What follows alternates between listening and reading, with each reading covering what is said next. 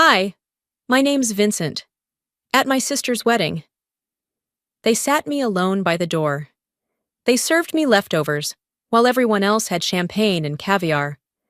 Then she leaned in, smiling, and said, "You should feel honored." But it wasn't just the food. It was the years of silence, the exhibitions they sabotaged, the photos they stole, the love they pretended was mine. Until I stopped being useful.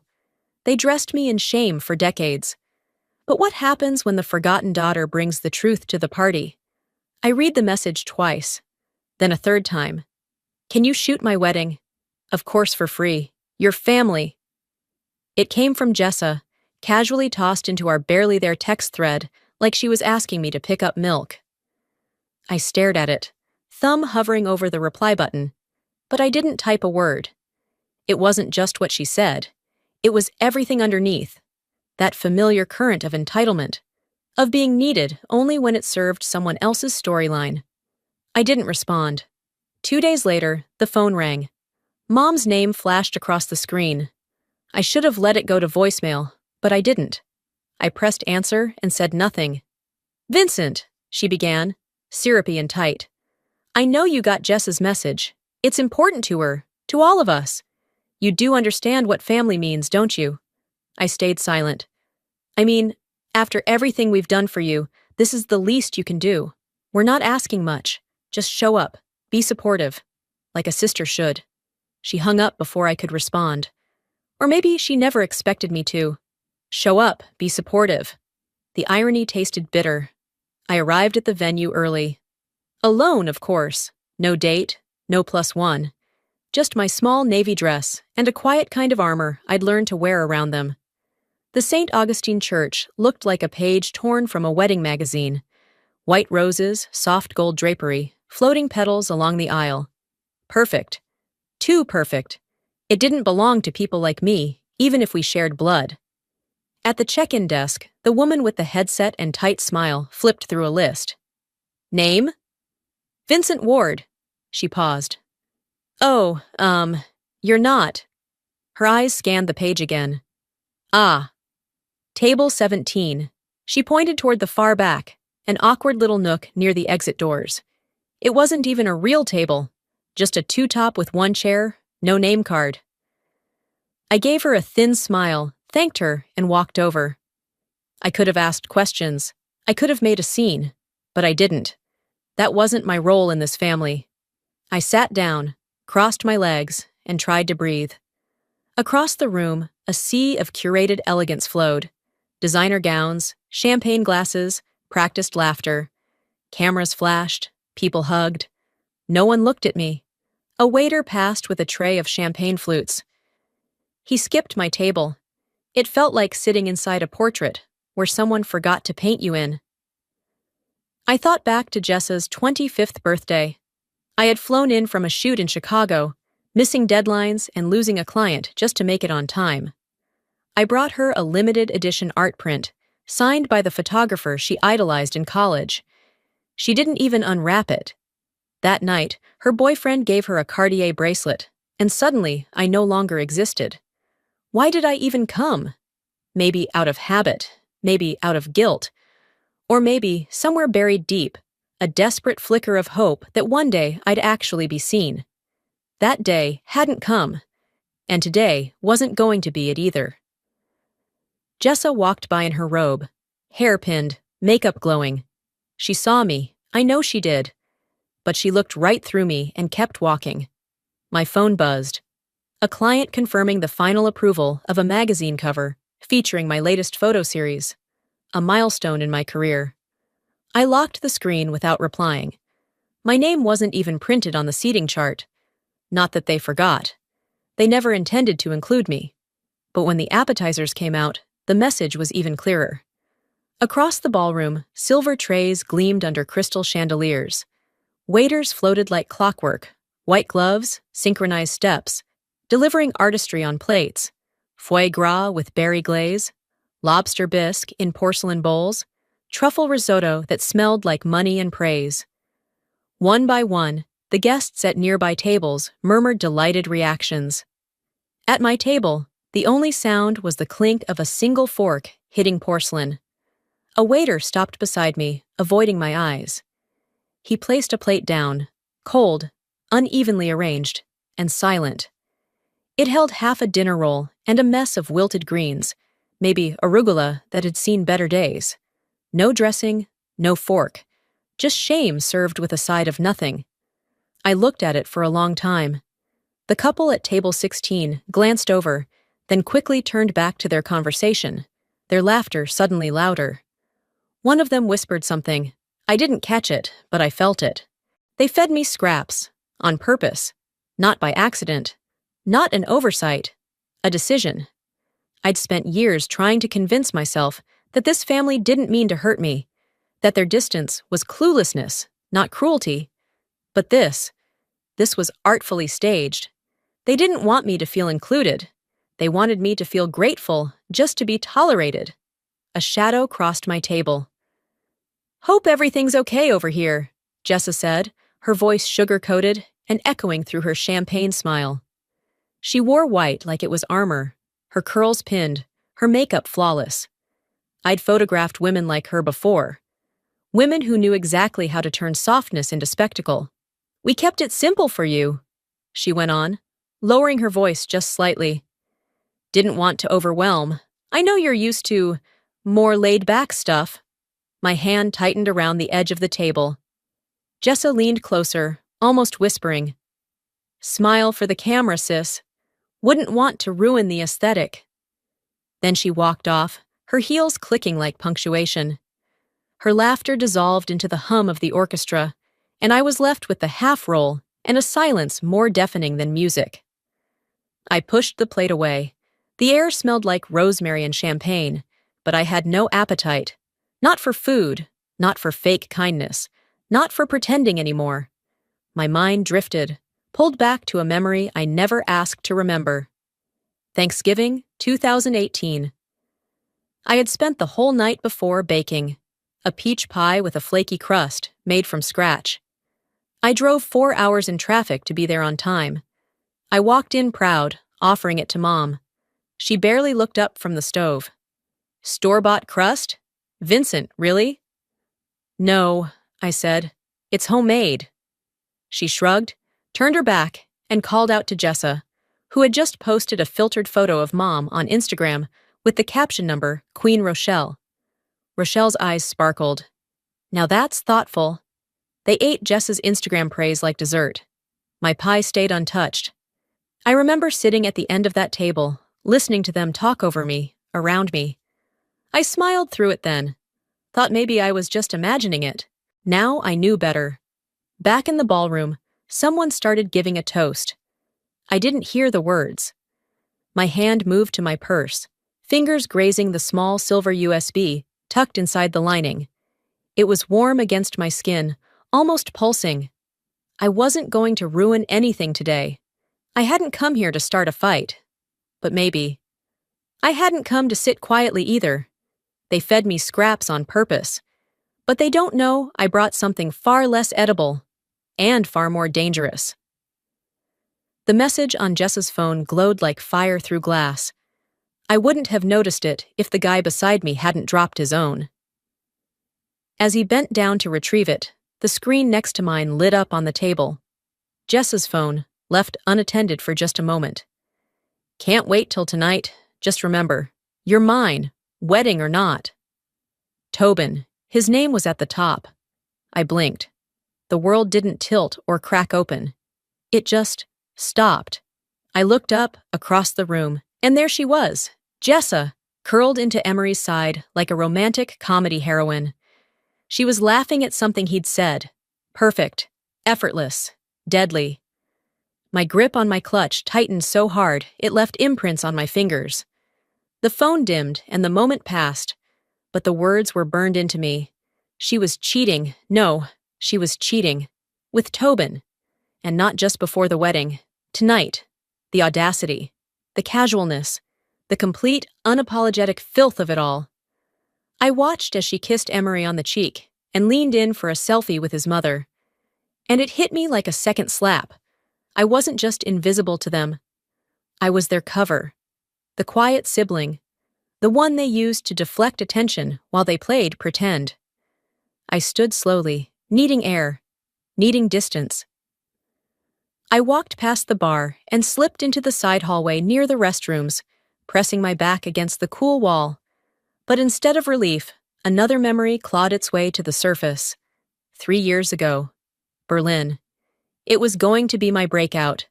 A solo photography exhibition at a respected European gallery. Contracts were nearly signed, flights were being discussed.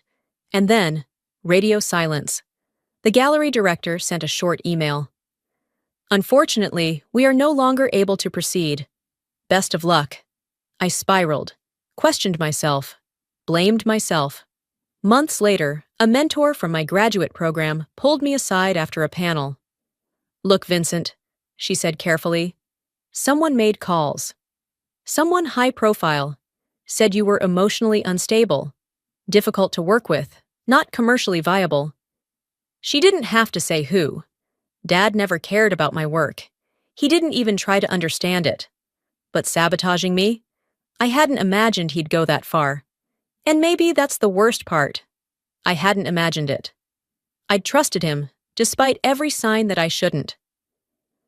I returned to the reception hall, numb, moving like I was underwater. At table 17, my exile corner, I sat down and stared blankly ahead. The applause around me blurred. Another toast, another self-congratulating lie. I pulled out my phone. An email had come through from the editorial team at National Photojournal. Congratulations, Vincent. We've selected your portrait series for our spring cover. Exceptional work. My first cover. The kind of thing you tell your family about. The kind of moment they throw parties for when it's someone else. I locked my screen without replying. I looked around. Not a single face here would care. Not one person would cheer. Rochelle would say it was luck. Dad would say, nice hobby. Jessa? She'd probably post a selfie with I opened my clutch and stared at the small USB inside. It was cool against my fingertips. I could feel the line being drawn inside me, not in anger, not even in grief, but in truth. Clean and cold. Mom once told me, you owe us. We've given you everything. And Jessa, during one of our last real conversations, if you could even call it that, had laughed and said, let's be real, Vincent. You're just background. You make the rest of us look good. They thought I was the silence that framed the picture. She wore white. I had the truth. And my truth was finally louder than their silence. Mom cornered me near the restroom. Her lipstick was perfect, her threats even more so. She'd timed it well, right before the speeches, when no one was looking. A smile on her face, hand delicately placed on my arm, voice wrapped in sugar. Vincent, darling, let's not ruin the evening, she whispered. I said nothing. She leaned closer, breath scented with expensive perfume and polished control. If you say or show anything tonight, consider your career done. I made 1 phone call before. I'll make 10 this time. Do you understand me? I didn't flinch, but my pulse was screaming in my ears. She stepped back, smile still glued in place. You're here as a guest, not a martyr. Keep it classy. Then she turned, heels tapping against the marble like a gavel. Case closed. I stood there, back against the cool tile, trying to steady my breath. My mother didn't scream. She sliced, and I was bleeding beneath the surface. But this wasn't new. 6 years ago, I'd landed my first gallery opportunity in Manhattan. A real one. My name on the wall. My work, raw portraits of working-class women, centered and seen. Then Rochelle called. Change of plans, she said. We're doing family portraits that weekend. Grandma will be in town. You know how rare that is? I've already committed, Mom. The gallery's confirmed. Oh, please, she cut in. We're your family, Vincent. This is more important than a few pictures on a wall. I canceled the show. She didn't thank me. Grandma didn't even like the photos.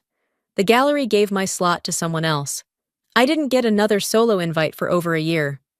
That was the first time I realized, in my family, love was conditional, and sacrifice was never remembered, only expected. Back at table 17, I sat down again. The ballroom lights dimmed slightly as the MC tapped the mic. The crowd hushed.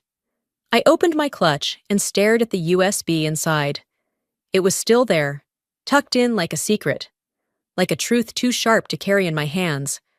Rochelle's words echoed. "You owe us!" I closed my fingers around the metal. "No," I whispered. "You owe me."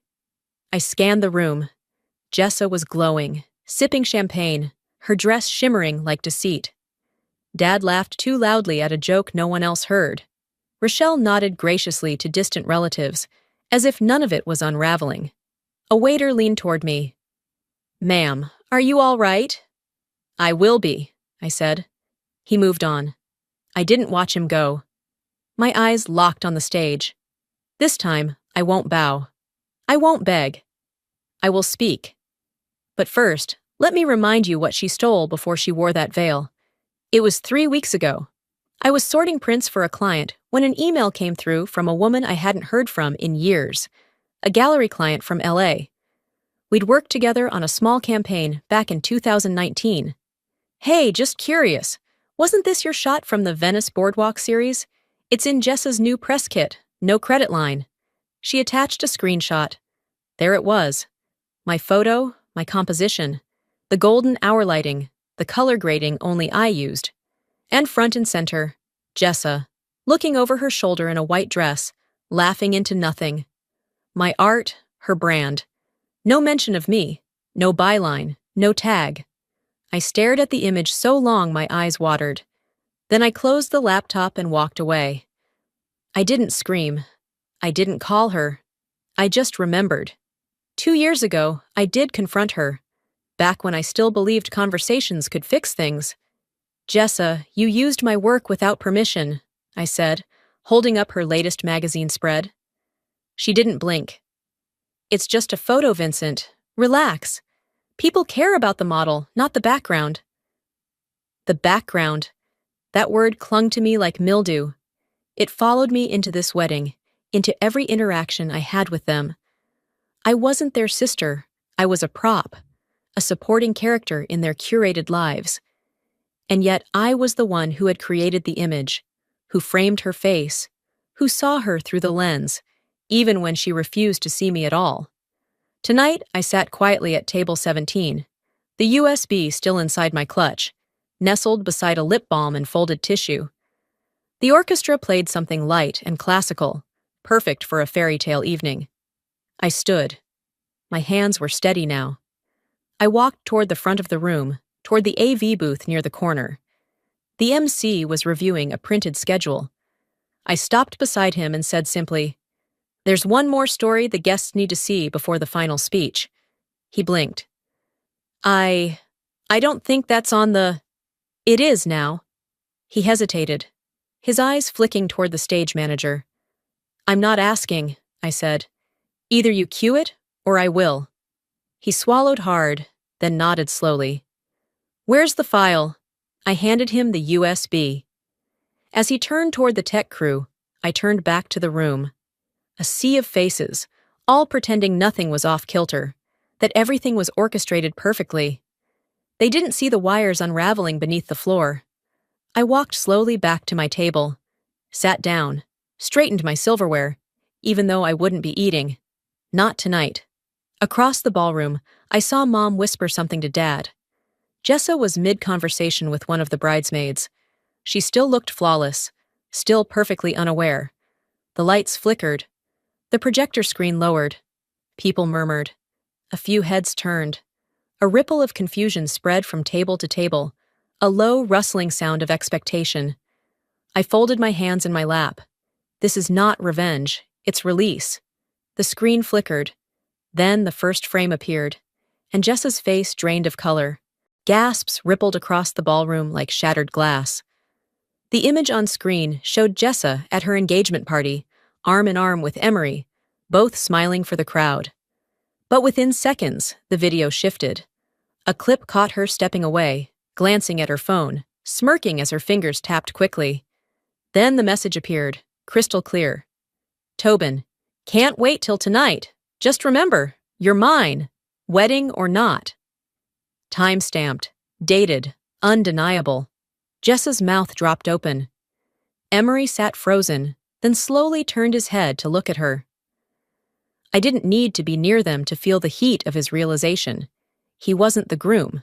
He was the shield. The next scene cut to my voice, calm, precise. They dressed me in silence. I returned the favor with clarity. Clips followed. Short, stinging.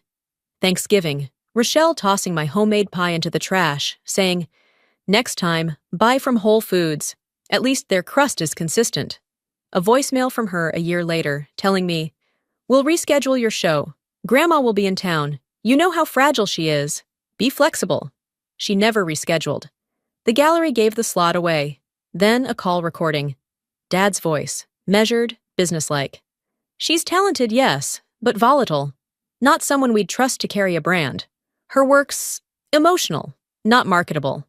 It was his voice. No ambiguity, just sabotage dressed in professional detachment. Another cut. Jessa at a launch party, sipping wine on a rooftop, camera rolling. "She's so dramatic. I mean, art's cute and all, but we're the ones with real jobs, real lives, right?" Laughter. Then silence. The final clip zoomed in on the wedding seating chart. Table 17.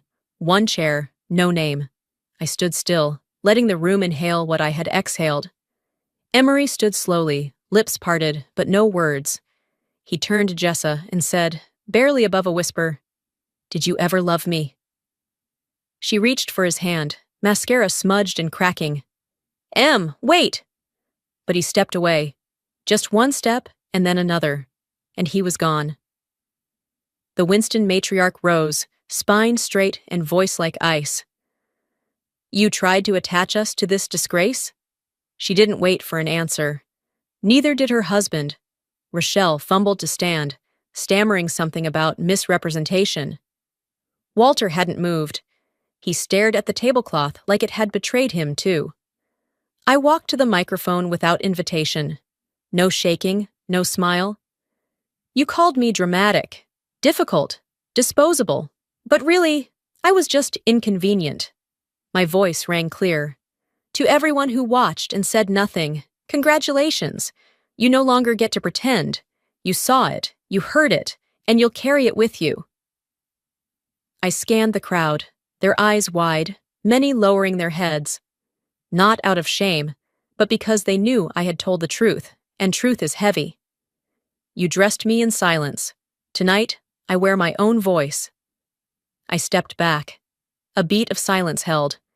Then, one clap, two, then a wave. It wasn't thunderous. It wasn't a standing ovation. It was real. I turned, ready to leave the stage, when I heard Jessa's voice behind me, small, shaky, trying to hold on to whatever illusion she could salvage. "What did you do to me?" I didn't turn around. I just stopped letting you do it to me. But the thing about people like my sister, they don't fall quietly. They claw, they scream, sometimes in silence, sometimes in smiles, but always in chaos. Emery stood, his expression flat, not angry, not confused, just done. He slipped the silver ring off his finger with a quiet finality and placed it on the edge of the table. "You don't even understand love," he said. "Just performance." No one breathed. Jessa's hand trembled as she reached for him, but he had already turned. No fanfare, no accusations.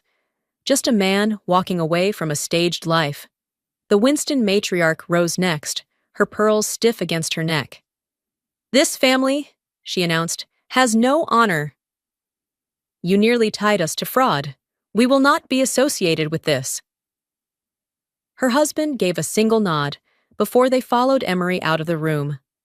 Quiet, clean exits. Surgical, devastating. Guests murmured, some in pity, some in satisfaction. A few picked up their jackets and slowly made their way toward the doors. No one was dancing anymore. Jessa collapsed into a chair. Her dress, once a symbol of everything she'd curated, now looked heavy, wrinkled, and wrong. Her makeup smeared in streaks across her cheekbones. She didn't speak. She just Sat. My phone buzzed on the table. A text from one of Jessa's former brand reps. Hi, Jessa. Due to unexpected PR circumstances, we'll be discontinuing the skincare campaign effective immediately. Another came seconds later. We need to pause all pending content. Too much exposure, not the good kind. And then her publicist, loud and blunt on speakerphone. Jessa, you're radioactive. Sponsors are pulling out fast. You need to go offline, like now. I didn't gloat. I didn't even smile. It wasn't victory, it was gravity. That's what truth does when it finally lands. I stepped into a back hallway, needing air. Instead, I got Rochelle. She blocked my way, clutching a drink in one hand, mascara flaking beneath her eyes, rage sharpened by embarrassment. You humiliated us, she hissed. You humiliated your sister. Is this what you wanted? To destroy your family? No, I said. I just wanted to be treated like your daughter. Her eyes narrowed. You always make everything about you. Walter's voice broke through from behind her. Enough. He stepped forward, his tone low but unshakable. This family broke a long time ago, Rochelle. Vincent just stopped pretending. She stared at him, stunned, like she didn't recognize the man standing beside her. Neither did I. And yet, somehow, in that moment, he looked more human than he ever had. Rochelle didn't speak again. She turned, tossed the drink onto a nearby table, and walked out. Guests were now openly leaving. A few offered me nods, some respectful, some just awkward. The ones who stayed were quiet. The ones who left would carry the story in whispers. I returned to table 17. The USB was still there, tucked under a napkin. Empty now. All of its secrets spilled, and none left to keep. I held it in my hand and closed my fingers around it. My body felt light. Not triumphant, not even proud, just unchained. I looked around the room. My sister slouched in a chair like the air had left her lungs. Rochelle was gone. Walter stood by a window, arms folded, watching a world he'd built crack and sink. I didn't win, but I ended the game. The next morning, my mother called me. Not to apologize, to beg. Her voice was scratchy, thin, trying to sound steady. I think we all said things we didn't mean, she offered. I didn't respond. Can we meet? Just talk. Please, Vincent. I closed my eyes and breathed in slowly. I recognized the tone. Not remorse, desperation. She didn't want to make peace.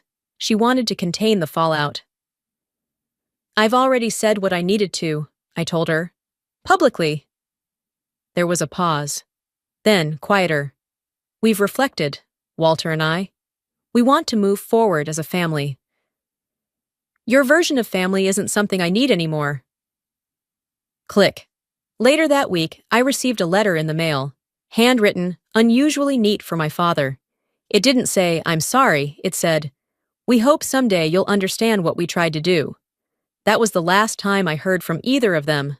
And honestly, that was enough. I didn't need a reconciliation. I needed a release. And I had found it. But not everything that ends stays gone. It was a rainy Tuesday in March when Jessa showed up at the front door of my studio.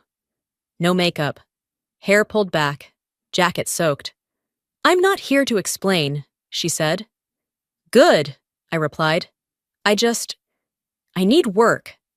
I stood in the doorway for a long time. She looked smaller than I remembered. Her heels were gone. Her voice no longer held knives. You know, I said, you could have called first. I didn't think you'd pick up. She wasn't wrong. I let her in. The studio smelled like paint and varnish. The floors were clean. My assistant Caleb was editing prints in the back room.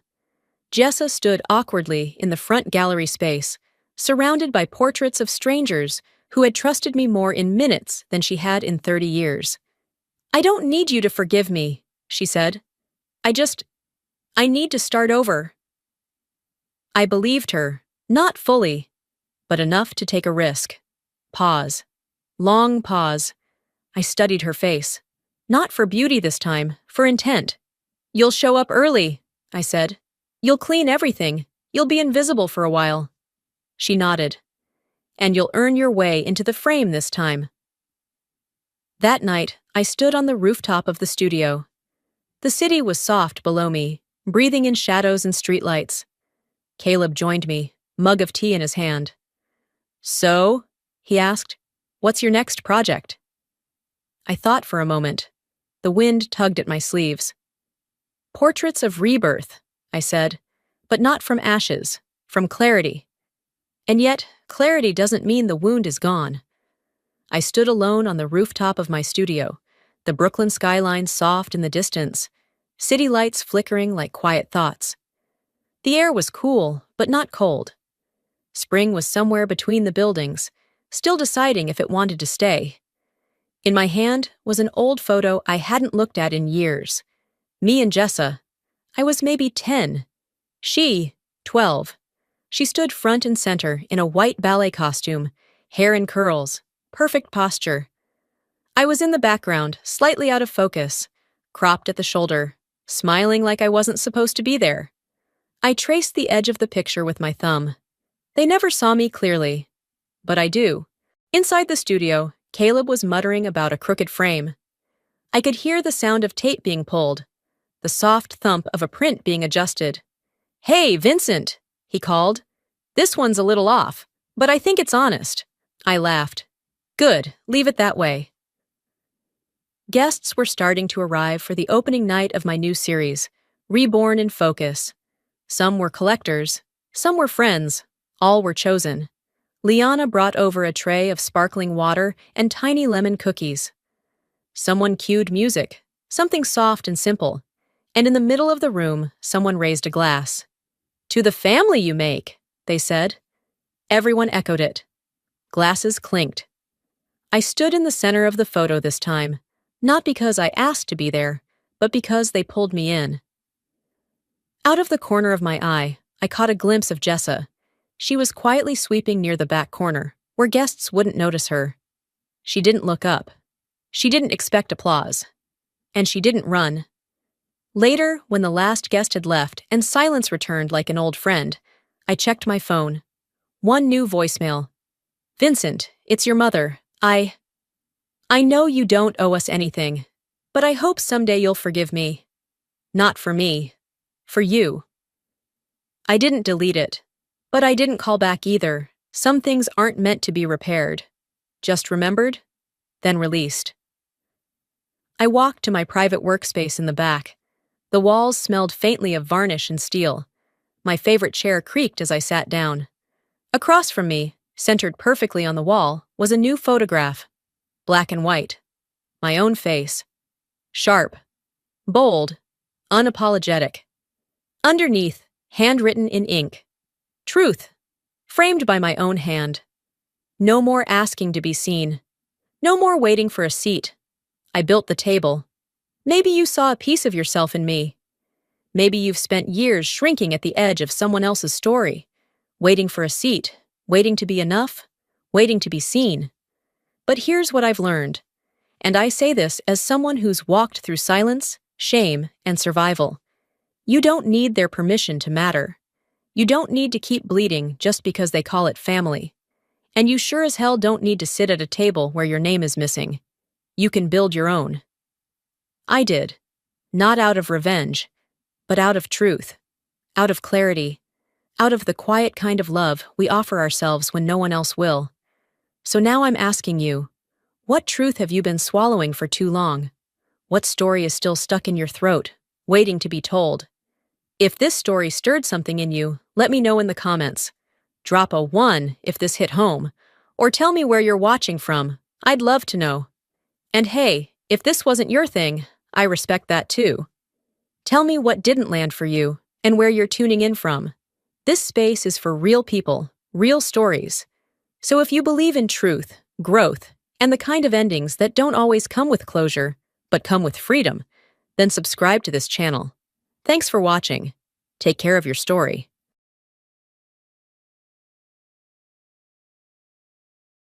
Look at that guy over there. He seems quite unsettling. I overheard the female employees whispering, and I instinctively stepped back. I'm Jason, and today I'm scheduled to meet the female CEO of a rival company. How can he have the nerve to visit our CEO?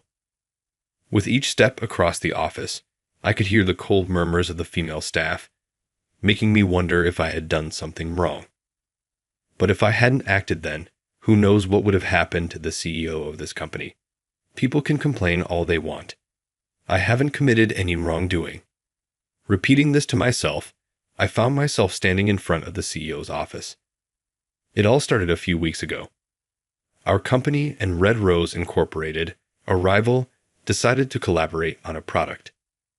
The company I work for primarily designs and sells shoes for men. While we do have a women's shoe design department, we lag far behind Red Rose Incorporated in terms of quality and popularity. That's when they approached us for a collaboration. Furthermore, the collaborative product idea came directly from the CEO of Red Rose Incorporated. The CEO of the renowned fashion brand, Red Rose Incorporated, had taken a keen interest in a shoe design of mine. She specifically requested that I create a pair of high-heel shoes for their line. This was a new challenge, as my previous work had focused solely on men's footwear. I couldn't help but wonder if I possessed the expertise to design high heels that would captivate and satisfy the discerning tastes of women. Determined to take on this opportunity, I paid a visit to the impressive Red Rose Incorporated headquarters. The building exuded an air of elegance, with its expansive glass walls, gleaming white marble floors, and an aura that felt almost cinematic. As I approached the ground floor, I was greeted by a group of strikingly beautiful receptionists, each radiating a refined and professional demeanor. "Hello, and welcome to Red Rose Incorporated. How may I assist you?" A friendly voice chimed. Upon introducing myself as Jason, the receptionist responded with a warm smile. "Ah, Jason. We've been expecting you. Please follow me." I could hear the distinct click of her high heels on the marble floor as she led the way, surrounded by a sea of stylishly dressed women, all effortlessly carrying themselves with grace and confidence. This workplace seems to have more women than men. Doesn't look too comfortable for us guys, huh? I tried to start a conversation. The receptionist simply nodded in response. I chuckled nervously, thinking that might be the secret behind their success in women's fashion. "I've heard Red Rose Incorporated is dominated by female employees," I continued. "Yes, our motto is to create an environment where women feel most at ease." "I absolutely love working here," she said, beaming brightly. Upon reaching the CEO's office on the top floor, I saw a stunning display of women's footwear in the center. A woman was admiring a pair of those shoes. "That's the CEO, Mrs. Mary Johnson. Nice to meet you." "Oh, you're already here." She looked surprised when I greeted her, then gave me a warm, endearing smile that made my heart skip a beat. "Please, have a seat over here. I'll prepare some tea for us." "Thank you," I replied. Urged by the president, I took a seat on the couch. She soon returned, carrying a tray with an elegant tea set. The delightful aroma of the tea was quite captivating, and even with my limited knowledge, I could tell this was no ordinary brew. "Here you go. It's minty. I hope you enjoy it," my boss offered. Compared to her, I felt like we were worlds apart as I marveled at the elegance of her gesture. She then presented a sketchbook, revealing a detailed drawing of the shoes I had designed. Intrigued, I asked, "What's this?" She explained that she had been sketching my shoes as part of her research, noting their simple yet comfortable design that could complement any outfit. "They may not be flashy, but they're versatile, and that's what I'm aiming for. Shoes that look good on everyone, no matter what they wear," she said, her eyes sparkling with enthusiasm. Feeling encouraged, I may have said something slightly embarrassing, but she responded by firmly grasping my hand. "Please design shoes for our company. They don't have to be extravagant, just ones that look good on anyone," she said, her voice brimming with excitement. "It's an honor to collaborate with such a talented individual," I mused. However, I still harbored some concerns that I couldn't ignore. I decided to voice my thoughts. Your brand is highly regarded among women for its footwear. I believe you have many gifted designers who understand the needs and desires of your female customers. We certainly have a wealth of talented designers, but their sensibilities don't align with our current direction. They tend to cater to a select group of people, she replied. A select group? I inquired further. They believe that only beautiful women should be able to enjoy fashion. There was a time when I, too, prioritized beauty above all else. But that's not enough. Every woman deserves the opportunity to feel stylish and confident. I recalled the fashionable women I had seen on my way to the president's office and found myself nodding in agreement. When I asked them to create shoes that would fit and flatter any woman, they dismissed the idea, saying it's the fault of those who don't make an effort to look their best. That's a rather harsh stance. I responded, feeling somewhat sympathetic towards the CEO's predicament. Regardless of one's appearance, making such a statement can be off-putting. So, what made you choose me? I inquired. Your shoes are wonderful. They possessed a charm and versatility that we've been lacking. Shoes that any woman can wear and feel stylish in. That passion of mine, which I had almost lost, has been restored, she expressed with a grin. Seeing the president's captivating smile, who wouldn't feel invigorated by such praise? Very well. Let's work together to create the finest shoes, I replied joyfully, and she beamed in response. Little did we realize then that a significant commotion was about to unfold. A few days later, I visited the Red Rose for another meeting with Mary. It's me, Jason. Upon reaching her office and knocking on the door, I sensed something was amiss. Typically, Mary would greet me enthusiastically, but there was no response. Excuse me, I'm coming in, I said, feeling uneasy. I entered her office and found Mary lying motionless on the floor. Mary. I rushed to her, but she remained still. Hoping against all odds, I placed my ear to her chest, but there was no heartbeat. I felt the blood drain from my face. My hands were trembling, but I recalled the AED training I had received during a certification course and promptly contacted the secretary's desk. Mary's collapsed. Please call an ambulance right now, and if there's an AED, bring it. I quickly instructed the secretary on the phone and tried CPR on Mary, but her heart didn't budge. Darn it, is it too late? Sorry, I've brought it. The secretary arrived with the AED. Thank you. Mary, I'm so sorry. As I lifted Mary's clothing to attach the AED, the secretary nearby exclaimed, "Oh my," and covered her face with her hands, blushing deeply. But there was no time to worry about that. I immediately attached the AED to Mary's chest and activated it, causing her body to jolt with a loud zap. Still, there was no change. Panicking, I followed the AED's voice instructions and activated it again. After another loud jolt, Mary started breathing with difficulty. Mary, are you okay? Please don't move. After confirming her breathing, I gently covered her with my coat. Just as I was about to ask the anxious secretary if the ambulance was on its way, I heard sirens. Can you show the paramedics in when they arrive? Yes, she rushed out of the room to guide them. Later, Mary was transported to the state hospital.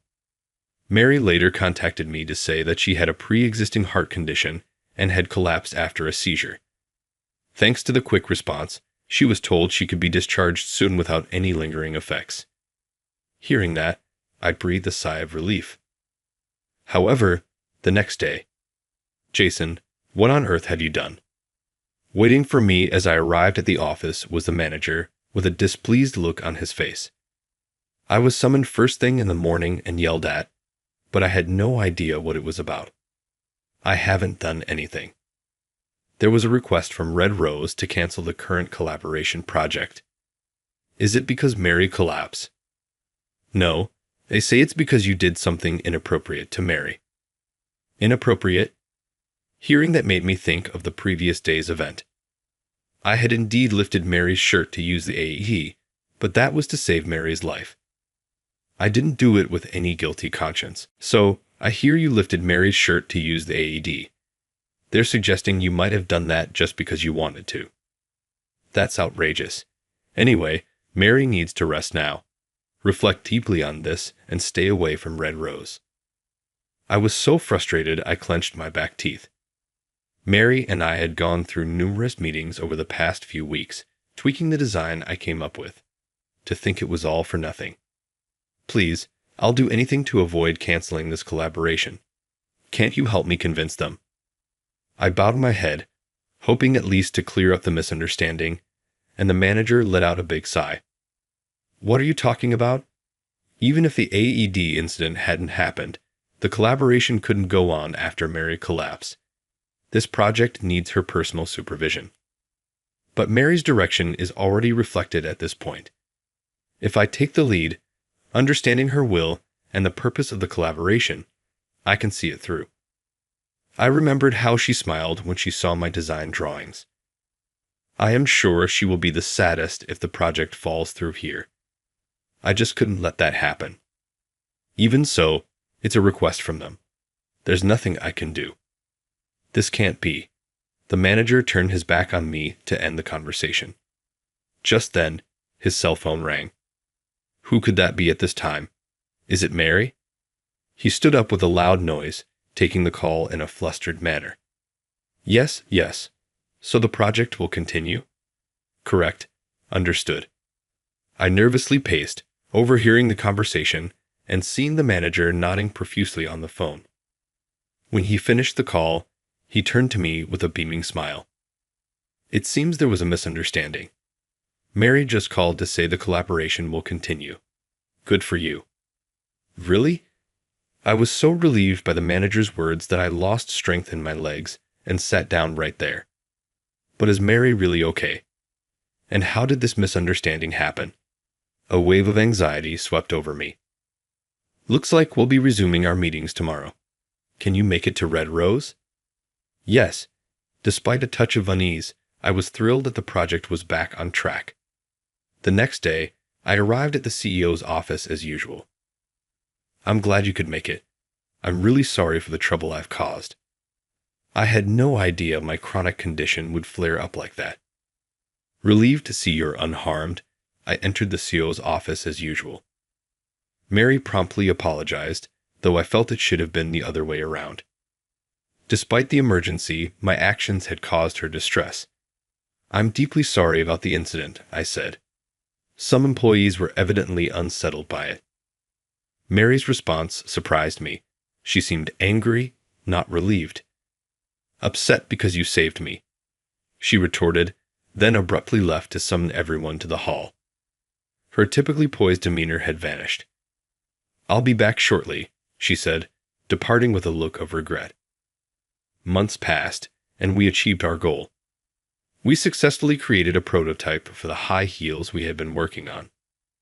Here is the paraphrased version of the given text, maintaining the same length. A captivating wine-hued color caught Mary's eye as she gazed upon the shoes displayed. They're simply stunning. I've always dreamed of owning something like this, she sighed wistfully. Mary's passion for footwear was no secret. That day, she swiftly convened an urgent staff meeting to address the misunderstanding regarding the Eve matter. She clarified that I had not acted with any ill intent in lifting her clothing. To my surprise, several employees later approached me to offer apologies, and I was relieved that the confusion had been resolved. They were probably just envious of your talent, a colleague remarked. Do you really think so? I wonder if I'm truly talented enough to be the object of envy. Mary pondered aloud. I can't say for certain, but what I do know is that shoes must be designed with the wearer's needs in mind. Perhaps they simply failed to grasp that essential principle. I then offered, would you like to try on the prototype? It appears to be the perfect size for you. Mary's face lit up at the suggestion. She slipped off her black heels and stepped into the wine-red high heels on display. Wow, these are much more comfortable than they look, she exclaimed as she walked around the room. Watching her gracefully navigate in the high heels, I felt a sense of satisfaction that this project had finally come to fruition. We can face and conquer this challenge as a united front. My desire is to witness her joyful expression more often.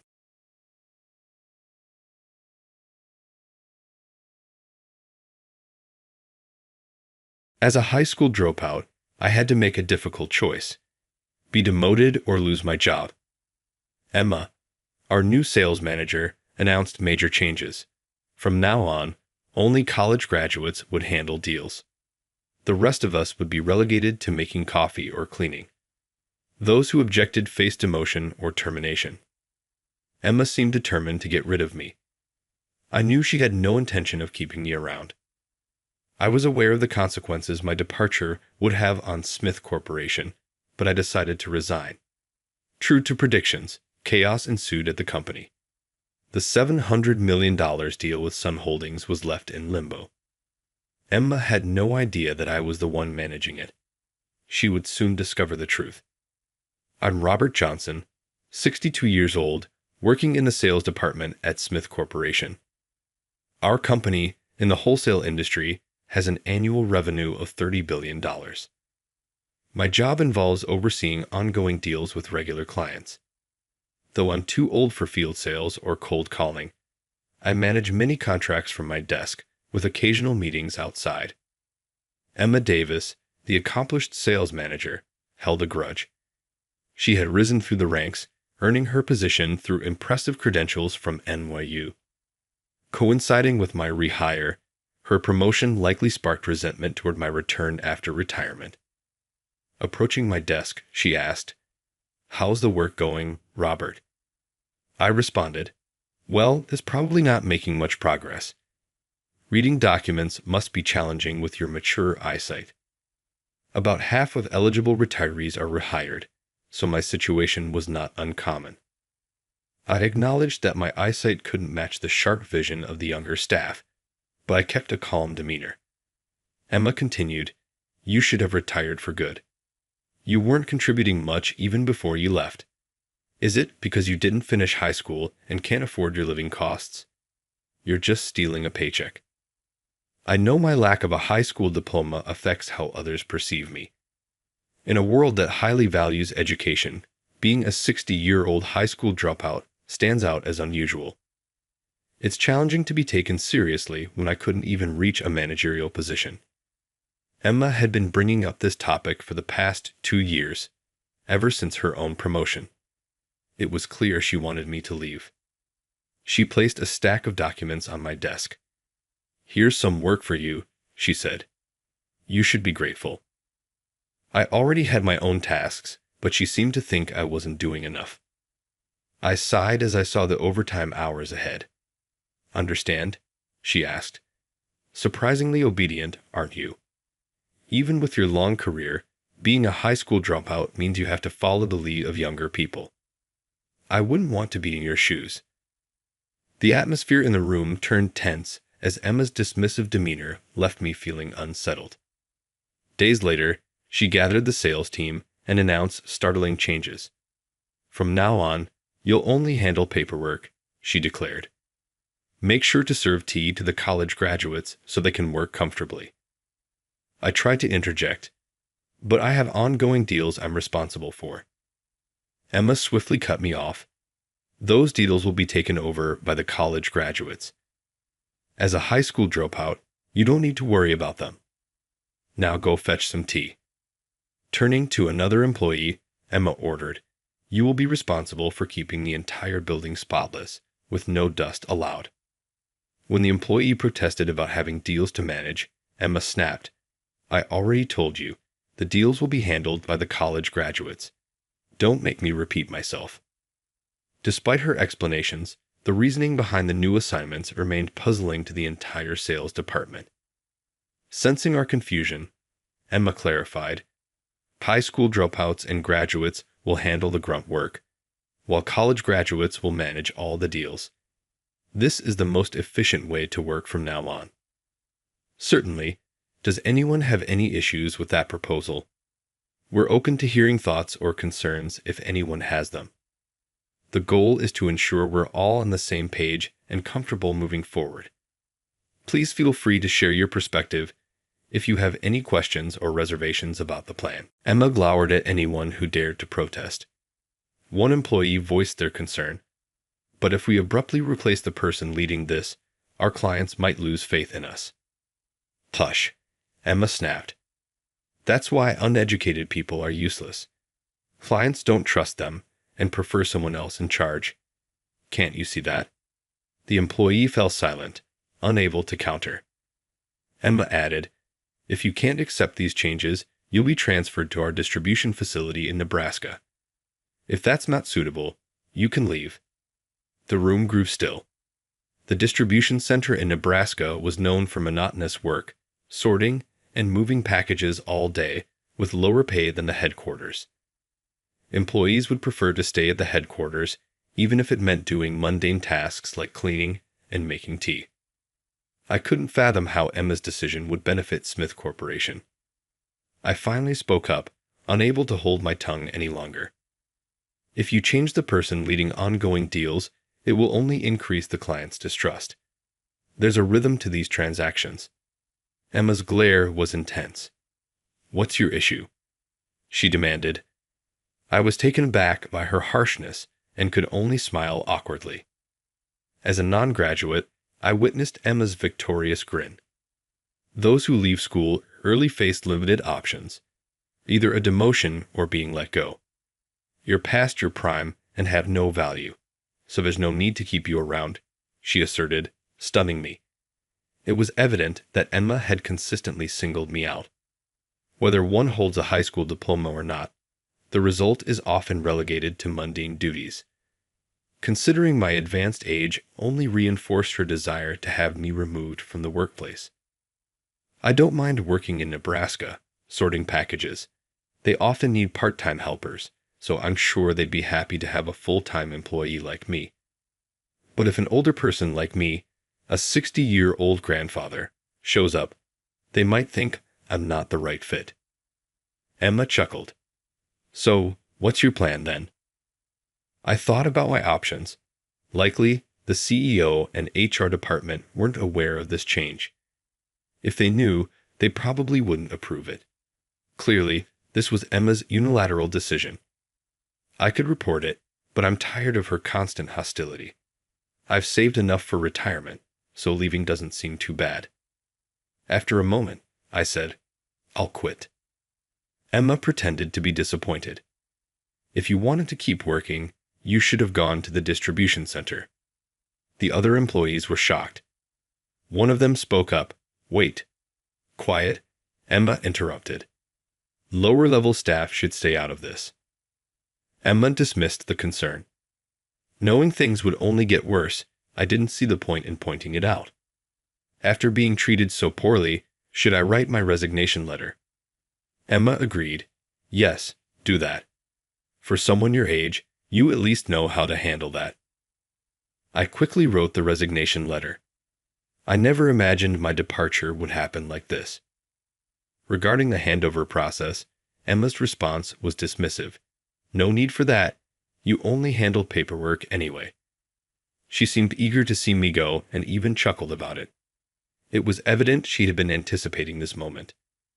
I thanked her and departed, while the employees appeared concerned, but Emma, content and unaware, didn't seem to notice.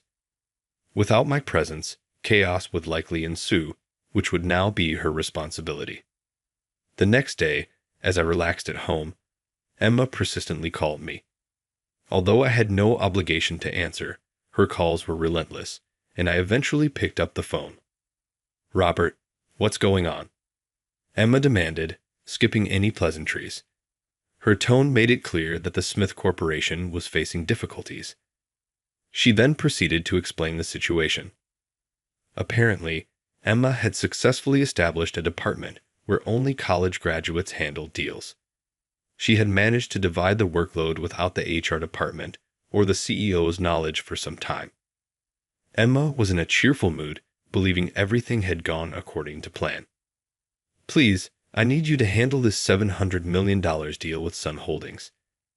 They have $10 billion in annual revenue, and continuing this relationship will bring substantial profits to our company.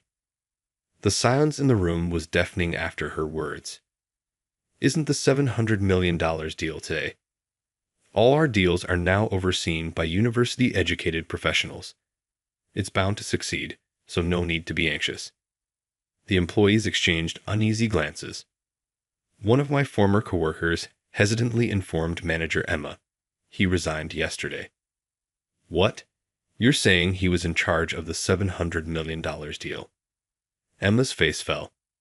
There's no way an inexperienced person could manage something so significant. You must be lying. But the employees knew the truth, which they couldn't change. My former colleague had a UCLA degree, and Emma believed a college graduate's word was gospel. She decided to reassign the deal. You have a UCLA diploma, right? You can handle it, can't you? Emma pressed. When he hesitated, he eventually admitted quietly, I think the client will only be satisfied if it's Robert. Enough. If I say do it, then do it. If an uneducated dropout can manage it, so can you. Emma's frustration was evident. The young man reluctantly agreed. When he contacted the client, they insisted on me. He reported back to Emma, I told you, the client wants Robert. Emma was stunned. How could they possibly want someone like him, a high school dropout? What can he contribute, especially without the energy to make sales? She questioned. One of my colleagues responded, Aren't you aware of Robert's impressive career? His resume may be sparse, but he's highly respected in the industry. Many major companies work with us because of him. Emma, a recent graduate at 22 who had been in the same department for 20 years, had focused solely on my lack of formal education, disregarding my reputation. Since she disliked me, no one mentioned my background in her presence. What do you mean? Emma asked. If you only look at resumes, you might not know his background. But Robert is extremely well known. Many large companies do business with us because of him. My colleague explained. I can't discuss this further, but you should contact Robert. Realizing it was inappropriate to reveal more, my colleague stopped. Emma, who had fired me the day before, was now calling me in desperation. What's happening? She asked, clearly furious. I decided to explain. It's true my name is somewhat known in the industry. I inherited my sales talent from my grandfather, who was also a CEO. Because of him, many companies continue to do business with me. Nearly 40 years ago, I handled major deals with top trading companies. I was considered a legendary salesman back then. My story began in middle school. My grandfather was the CEO of Johnson Corporation, a conglomerate with annual revenues over $1 billion. I admired him deeply and helped out during vacations, doing tasks like making tea and cleaning. Though these tasks seemed menial, I was thrilled to be part of his company. When it was time to choose a path, while others went on to further education, I was determined to work at my grandfather's company. It was a reckless decision, but I was serious. I convinced my parents and grandfather to let me work and study simultaneously.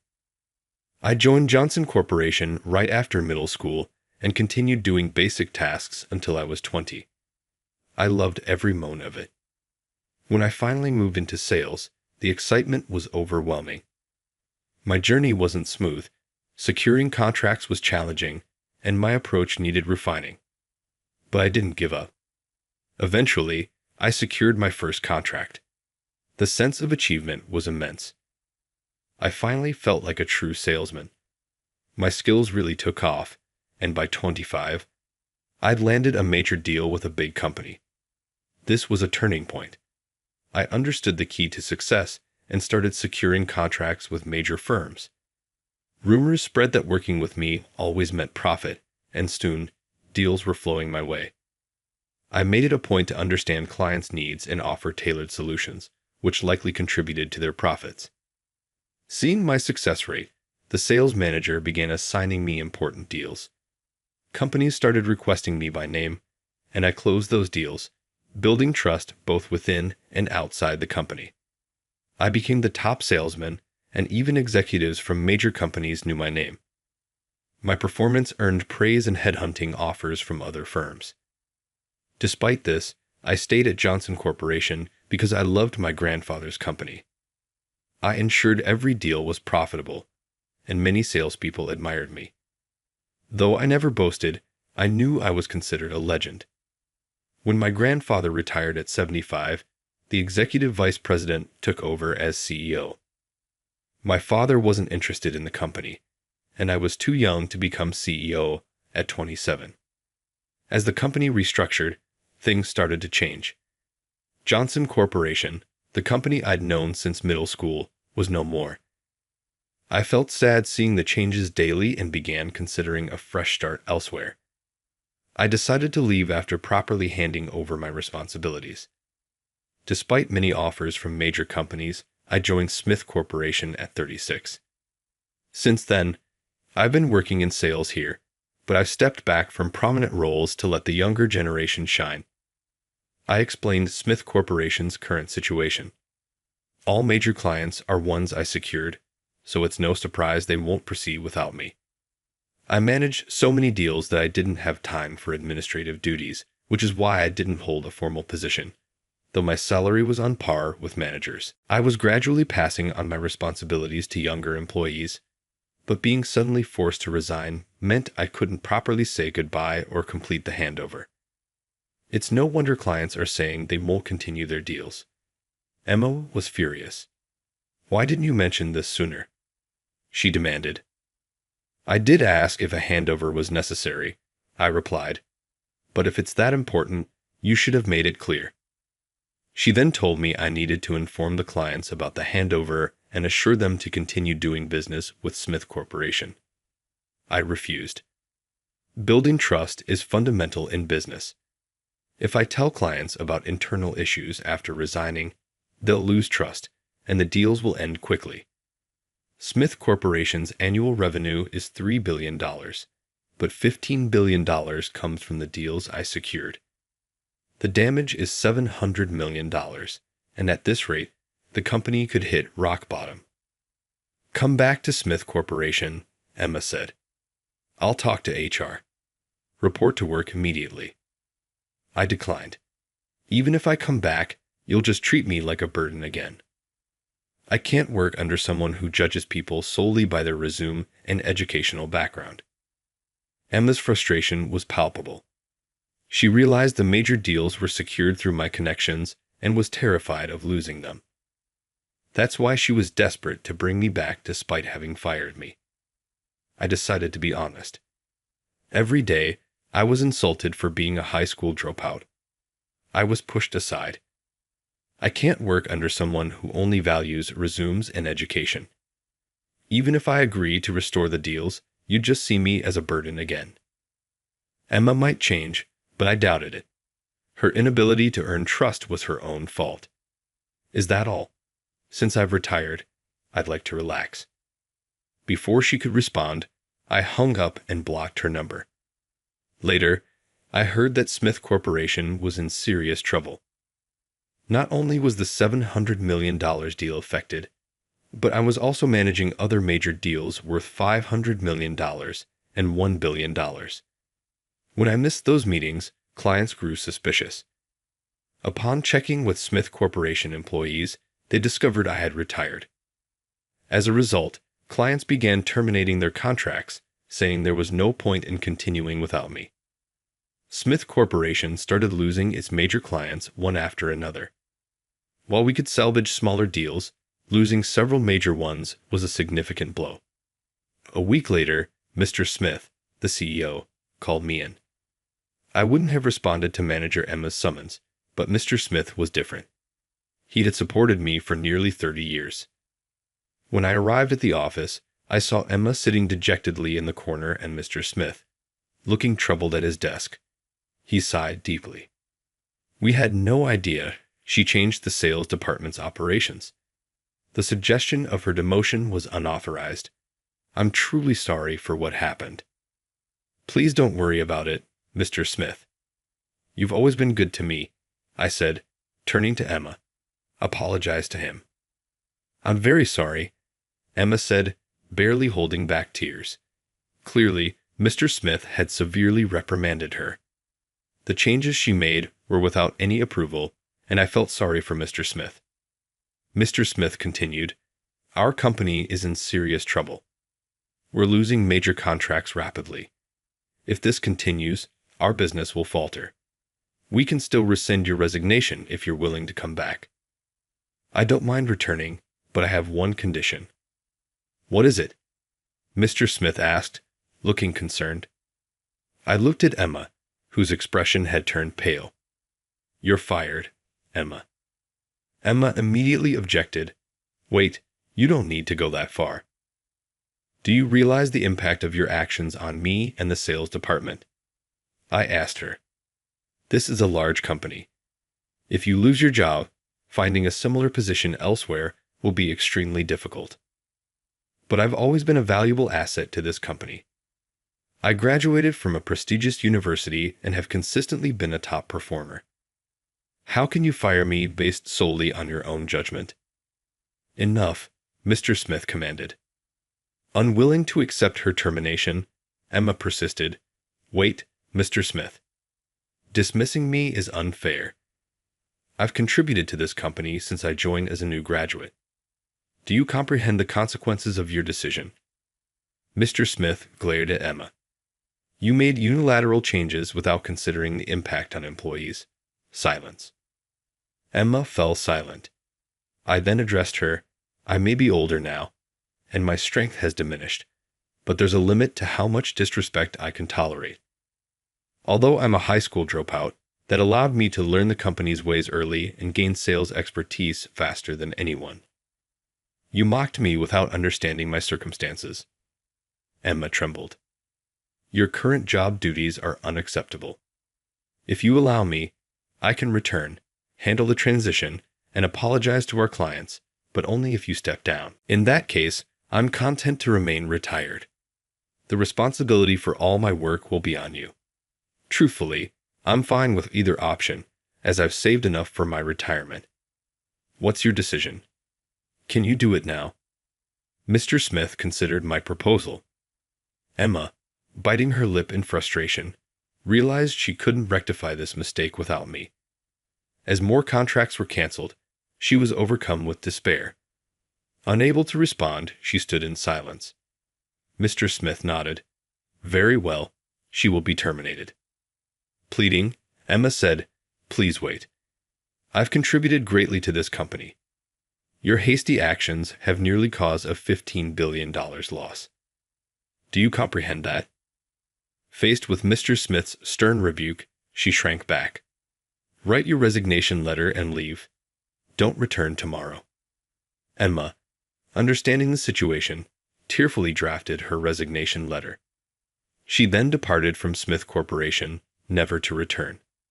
Despite her education, Emma struggled to find a new job as news of her responsibility for my resignation had spread. Even when she managed to secure interviews, her arrogance led to her applications being rejected, leaving her unemployed for 6 months. Humbled by the numerous rejections, Emma eventually settled for a part-time position, earning a fraction of her previous income at Smith Corporation. As for me, I returned to Smith Corporation and began taking charge of major contracts, apologizing to clients along the way. Employees, initially concerned about the future, felt reassured by my return. News of my comeback spread, and with my sincere apologies, we successfully restored major contracts. It became evident that Emma had been quite arrogant in her dealings with clients, and they found it easier to work with us after her dismissal. Smith Corporation became easier to manage than before. I plan to retire at 65, and if the transition continues smoothly, the company will expand its business even after my departure. My career will end on a high note. Although I had left my grandfather's company, I am grateful to have joined this one. With my remaining years dwindling, I'm determined to put in my utmost effort and conclude my sales journey on a triumphant note. I want to pour my heart into my work and finish strong, leaving behind a lasting legacy of success.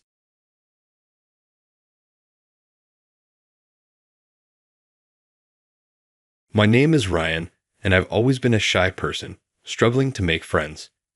With my average looks and lack of athletic talent, I often felt overlooked in the classroom. The girls would even tease me, calling me unflattering nicknames. However, there was one area where I truly excelled: academics. Since I wasn't very social and preferred to stay home, I devoted all my time to studying diligently at my desk. I found great joy in the solitude of learning, immersing myself in my studies.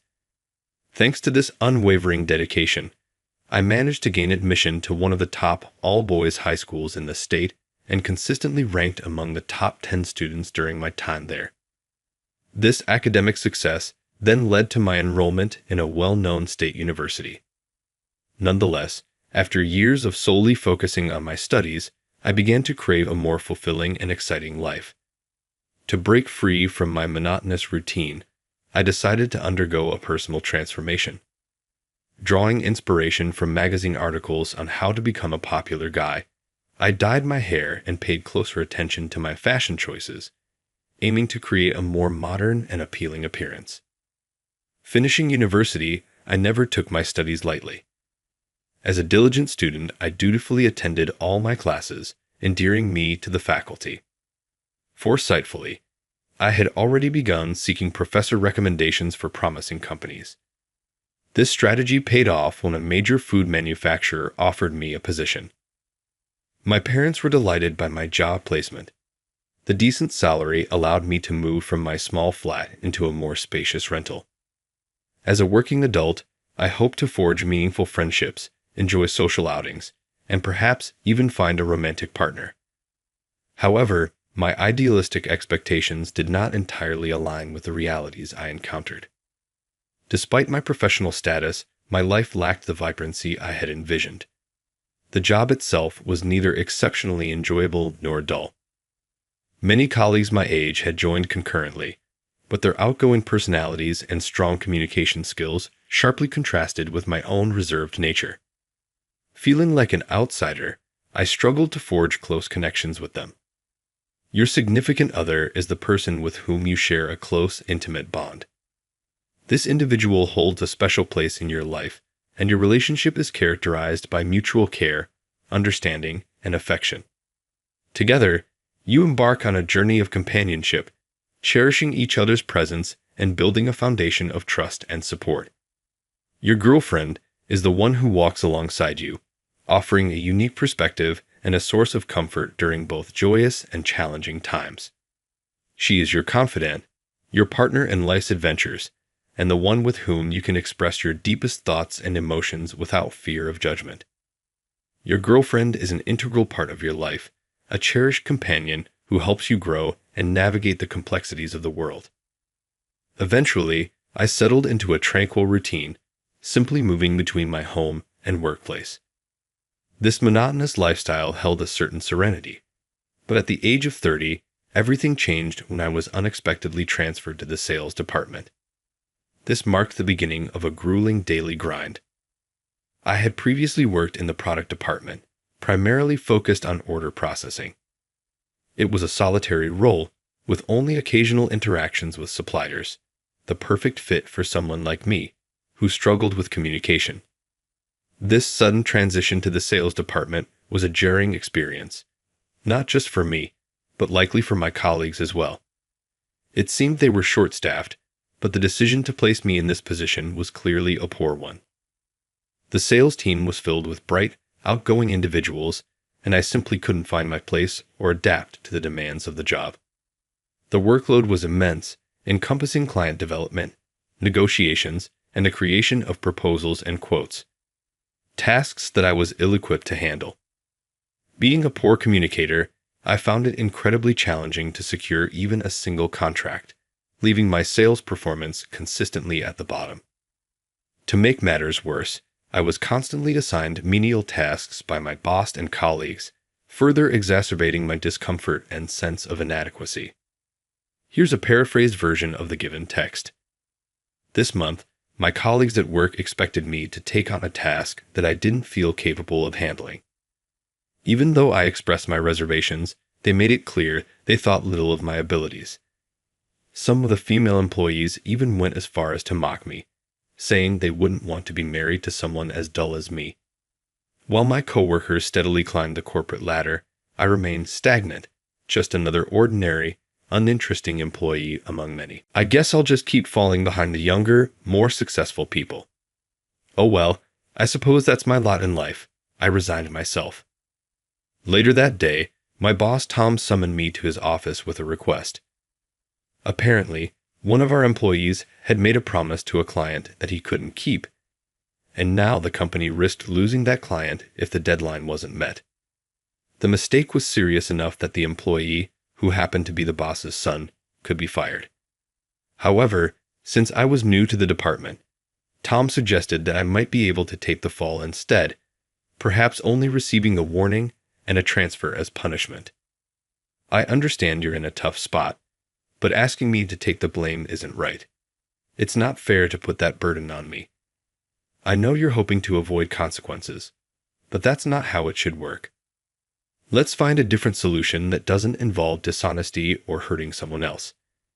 I'm here to help, but I can't cover up for your actions. We need to figure this out together, without resorting to making someone else take the fall. I tried to stand my ground and fight back, but Tom became irate and shouted, "Can't you see you're just a burden? When will you start producing results?" Hearing those harsh words, I felt my heart sink. I no longer wanted to be there. I just needed to leave this job immediately. Tears began to flow uncontrollably. I suppose I had reached my breaking point. Later, the executive Max summoned me and bluntly stated, "If you lack motivation, you might as well quit." I simply responded, "Okay." It felt as though Tom had forced me to resign. Exhausted, I called my mother. She said, "Oh, you've been through so much. I'm proud of you for persevering. Why don't you come home and take a break for a while?" So, I returned to live with my mom. I had left this town because I disliked the rural setting, but she understood and didn't object when I wanted to move to the city. Our family runs a small deli. When I arrived home, my mom greeted me with a warm smile, saying, "Welcome back," and offered me some special chicken wings she had prepared for the shop. Tasting her homemade cooking after so long, I couldn't hold back my tears. My sister told me, "You don't have to push yourself anymore." Perhaps the unfamiliar work had caused me stress, but I wasn't feeling well, so I took some time to rest at home. Eventually, I started helping out at the deli. The customers were kind, complimenting my mom's dishes as wonderfully comforting. I felt much more at peace in this environment. About a year after returning home, I noticed a woman waiting at the bus stop while I was coming back from shopping. Suddenly, it started raining, and she seemed troubled, checking the bus schedule. Approaching her, I asked, "Is something wrong?" I usually wouldn't talk to a stranger, but I couldn't ignore her that day. "The bus is late," she said. Checking the schedule, I saw the bus should have arrived 30 minutes ago. It must be running late. "What a delay," I said. The rain was getting heavier, and there were no stores nearby to buy an umbrella. The bus showed no signs of arriving anytime soon. "If we stay out here, we'll be completely soaked. Would you like to come to my place for a while? My mom's there, so it won't just be the two of us." "Let's go inside to stay dry," I proposed. Apprehensive at first, she eventually accepted as the downpour intensified, expressing, "I appreciate your kindness, and I'll gladly take you up on that." That day's heavy rain flooded the roads, causing substantial damage. The woman couldn't immediately return home. My caring mother welcomed this stranger into our abode. Seeing my mother's friendly demeanor, the woman seemed relieved. Her name was Ava. At 30, she was 3 years younger than me. Her father ran a bridal business, and she worked there too. Ava had come to our town to inspect a new wedding venue. Although I hadn't noticed it outside, Ava was undoubtedly beautiful, yet her manner hinted at a touch of sorrow. I wondered if she harbored any significant concerns. Ava appeared delicate, her face slightly worn. My mother proudly served her homemade deli dishes. "We only have this, but please enjoy them if you'd like," my mother offered. "Thank you," Ava responded in a soft voice. As she tasted the food, Ava exclaimed, "I've never had anything so delicious," her face lighting up with a smile. Witnessing Ava's smile for the first time stirred a sense of excitement within me. I hadn't often conversed with women before, but I felt I might be able to get along well with Ava. Despite the challenges at her workplace, the young woman named Ava handled the situation with grace. Though her colleagues seemed to resent her, possibly due to her position as the company president's daughter, Ava diligently worked to gain their recognition. However, this constant pressure seemed to take a toll on her, causing her to push herself too hard.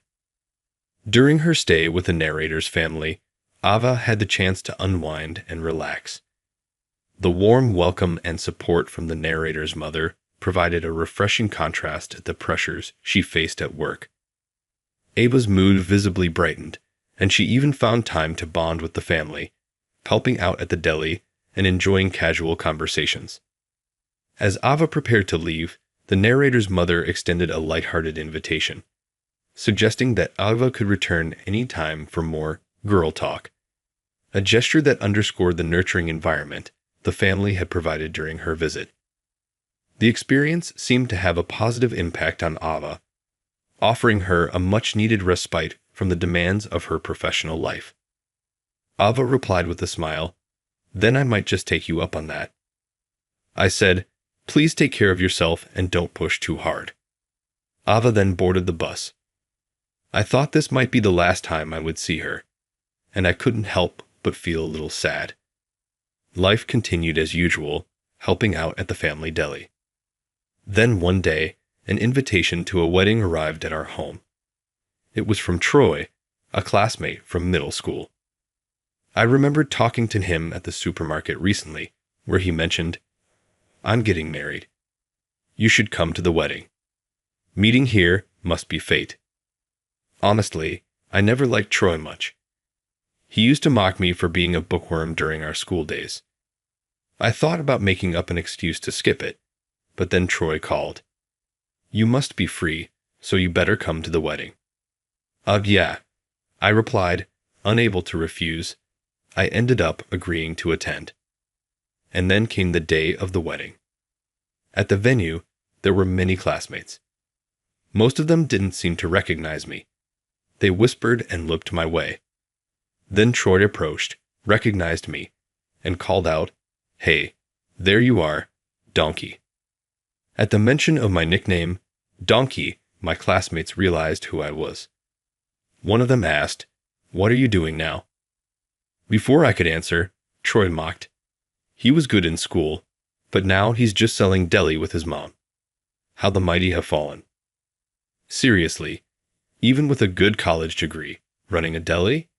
"You'll probably stay single forever," the others chimed in with their own harsh words. I just forced a smile, knowing it was true. Suddenly, everyone's gaze shifted behind me. "Don't mock my boyfriend, please." To my surprise, Ava, dressed in a suit, stood behind me. "Do you guys not feel ashamed, talking like that as adults?" "Ryan, you don't need to be here. Let's go," she said. Ava pulled me by the hand and led me out of the venue. Once outside, she looked startled and said, "I'm sorry if I did too much, but I just couldn't stand seeing you being made fun of." "No, don't worry about it. I'm actually glad. But why are you here?" I asked. It turned out this venue was one of the ones her father managed, and she was there for work. "Would you like to have dinner with me after I finish work?" she offered. I immediately said, "Of course." I was thrilled to see her again, never expecting our paths to cross. We didn't return to the wedding, but went to dinner together instead. "I was actually hoping to see you again, but meeting here at the wedding venue. Maybe it's fate," she said jokingly. To her joking tone, I replied seriously. Maybe it is fate. Maybe we both wanted to see each other, and fate brought us together. Those words rolled off my tongue with surprising ease, causing Ava to blush as she asked, "Ryan, did you truly want to see me too?" I decided to open up about my feelings, telling her how she held a special place in my heart that no one else could fill, and that I couldn't stop thinking about her. "I've been thinking about you as well," she replied, her cheeks flushing. "When you praised my hard work, it really lifted my spirits. Your words are so warm and comforting." "I believe I have feelings for you, Ryan," she confessed. From that moment, we began a long-distance relationship. Soon after, Ava was assigned to work primarily at the venue we had visited, leading to her decision to move to this area. This prompted us to take the leap and start living together, despite the relative newness of our connection. Recognizing the need to not solely rely on Ava, I found a job at a local company and rejoined the workforce. Today, I sit at my mom's house, watching as she and my girlfriend chat happily, their smiles filling me with a profound sense of contentment. For the first time in my life, I have both a supportive partner and a loving mother by my side. Joining forces, we unlock boundless potential. By pooling our talents and collaborating, we amplify our collective impact, achieving feats beyond what any individual could accomplish alone. United, we transcend the limitations of solitary endeavors, harnessing the synergy that arises when diverse perspectives converge. Through teamwork, we cultivate innovative solutions, tackle complex challenges, and create lasting change that echoes far beyond our individual contributions. In unity, we find strength, resilience, and the power to shape the world around us, one cooperative step at a time.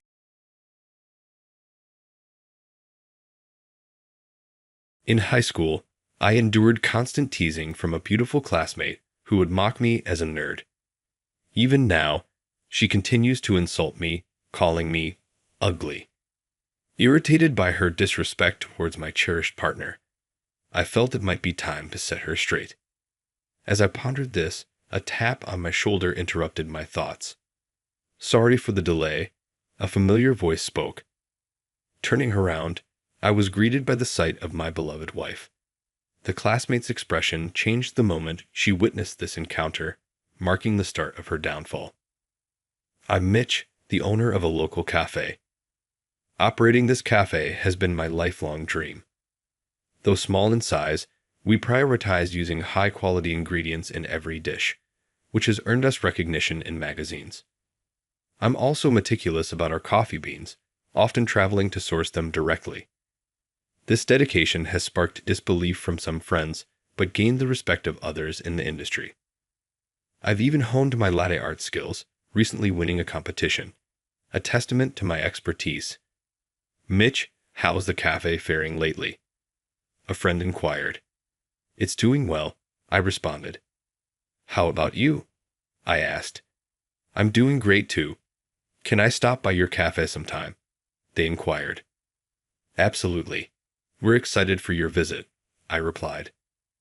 I'm grateful for the support. The accomplishment of my cafe is greatly attributed to my wife, Kay.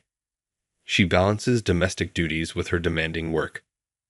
"Oh, what a lovely plant," I commented, admiring the new addition to our home. "Yes, greenery has a calming effect, and this one complements our space, so I had to get it," she explained. "Looks nice, doesn't it?" "Yeah, I believe it's wonderful," I concurred. Our home is well maintained thanks to her. Kay's taste is exceptional, and her designs could easily become viral sensations on social media.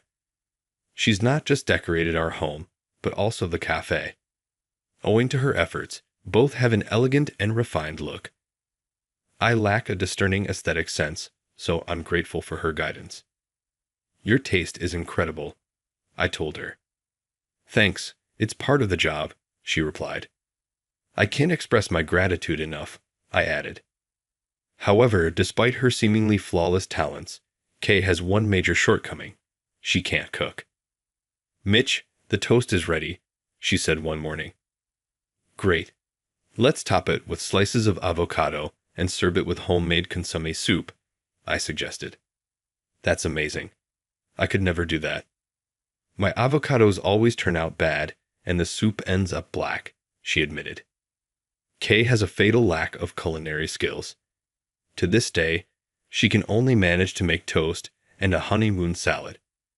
She used to try cooking for me in the past, but it never went well. I noticed a lot of smoke coming from the kitchen, I said when she tried to fry an egg. You're supposed to crack the eggs first before cooking them. And based on the amount of smoke, it seems you didn't use any oil, did you? She had put the whole eggs in the pan, nearly causing a fire with the high heat. Another time, she tried making boiled eggs in the microwave. What's that loud noise? I asked. Did you just put the eggs in the microwave like that? Yeah, she replied sheepishly. You can cook boiled eggs in the microwave, but if you don't crack them first, they'll explode, I explained. She also attempted to make chicken noodle soup, but it turned into a dark, murky liquid. I did my best to salvage her cooking efforts, but most of it was beyond repair. I guess I'm just not good at cooking, she eventually admitted, giving up on her culinary skills. Mitch, you're amazing.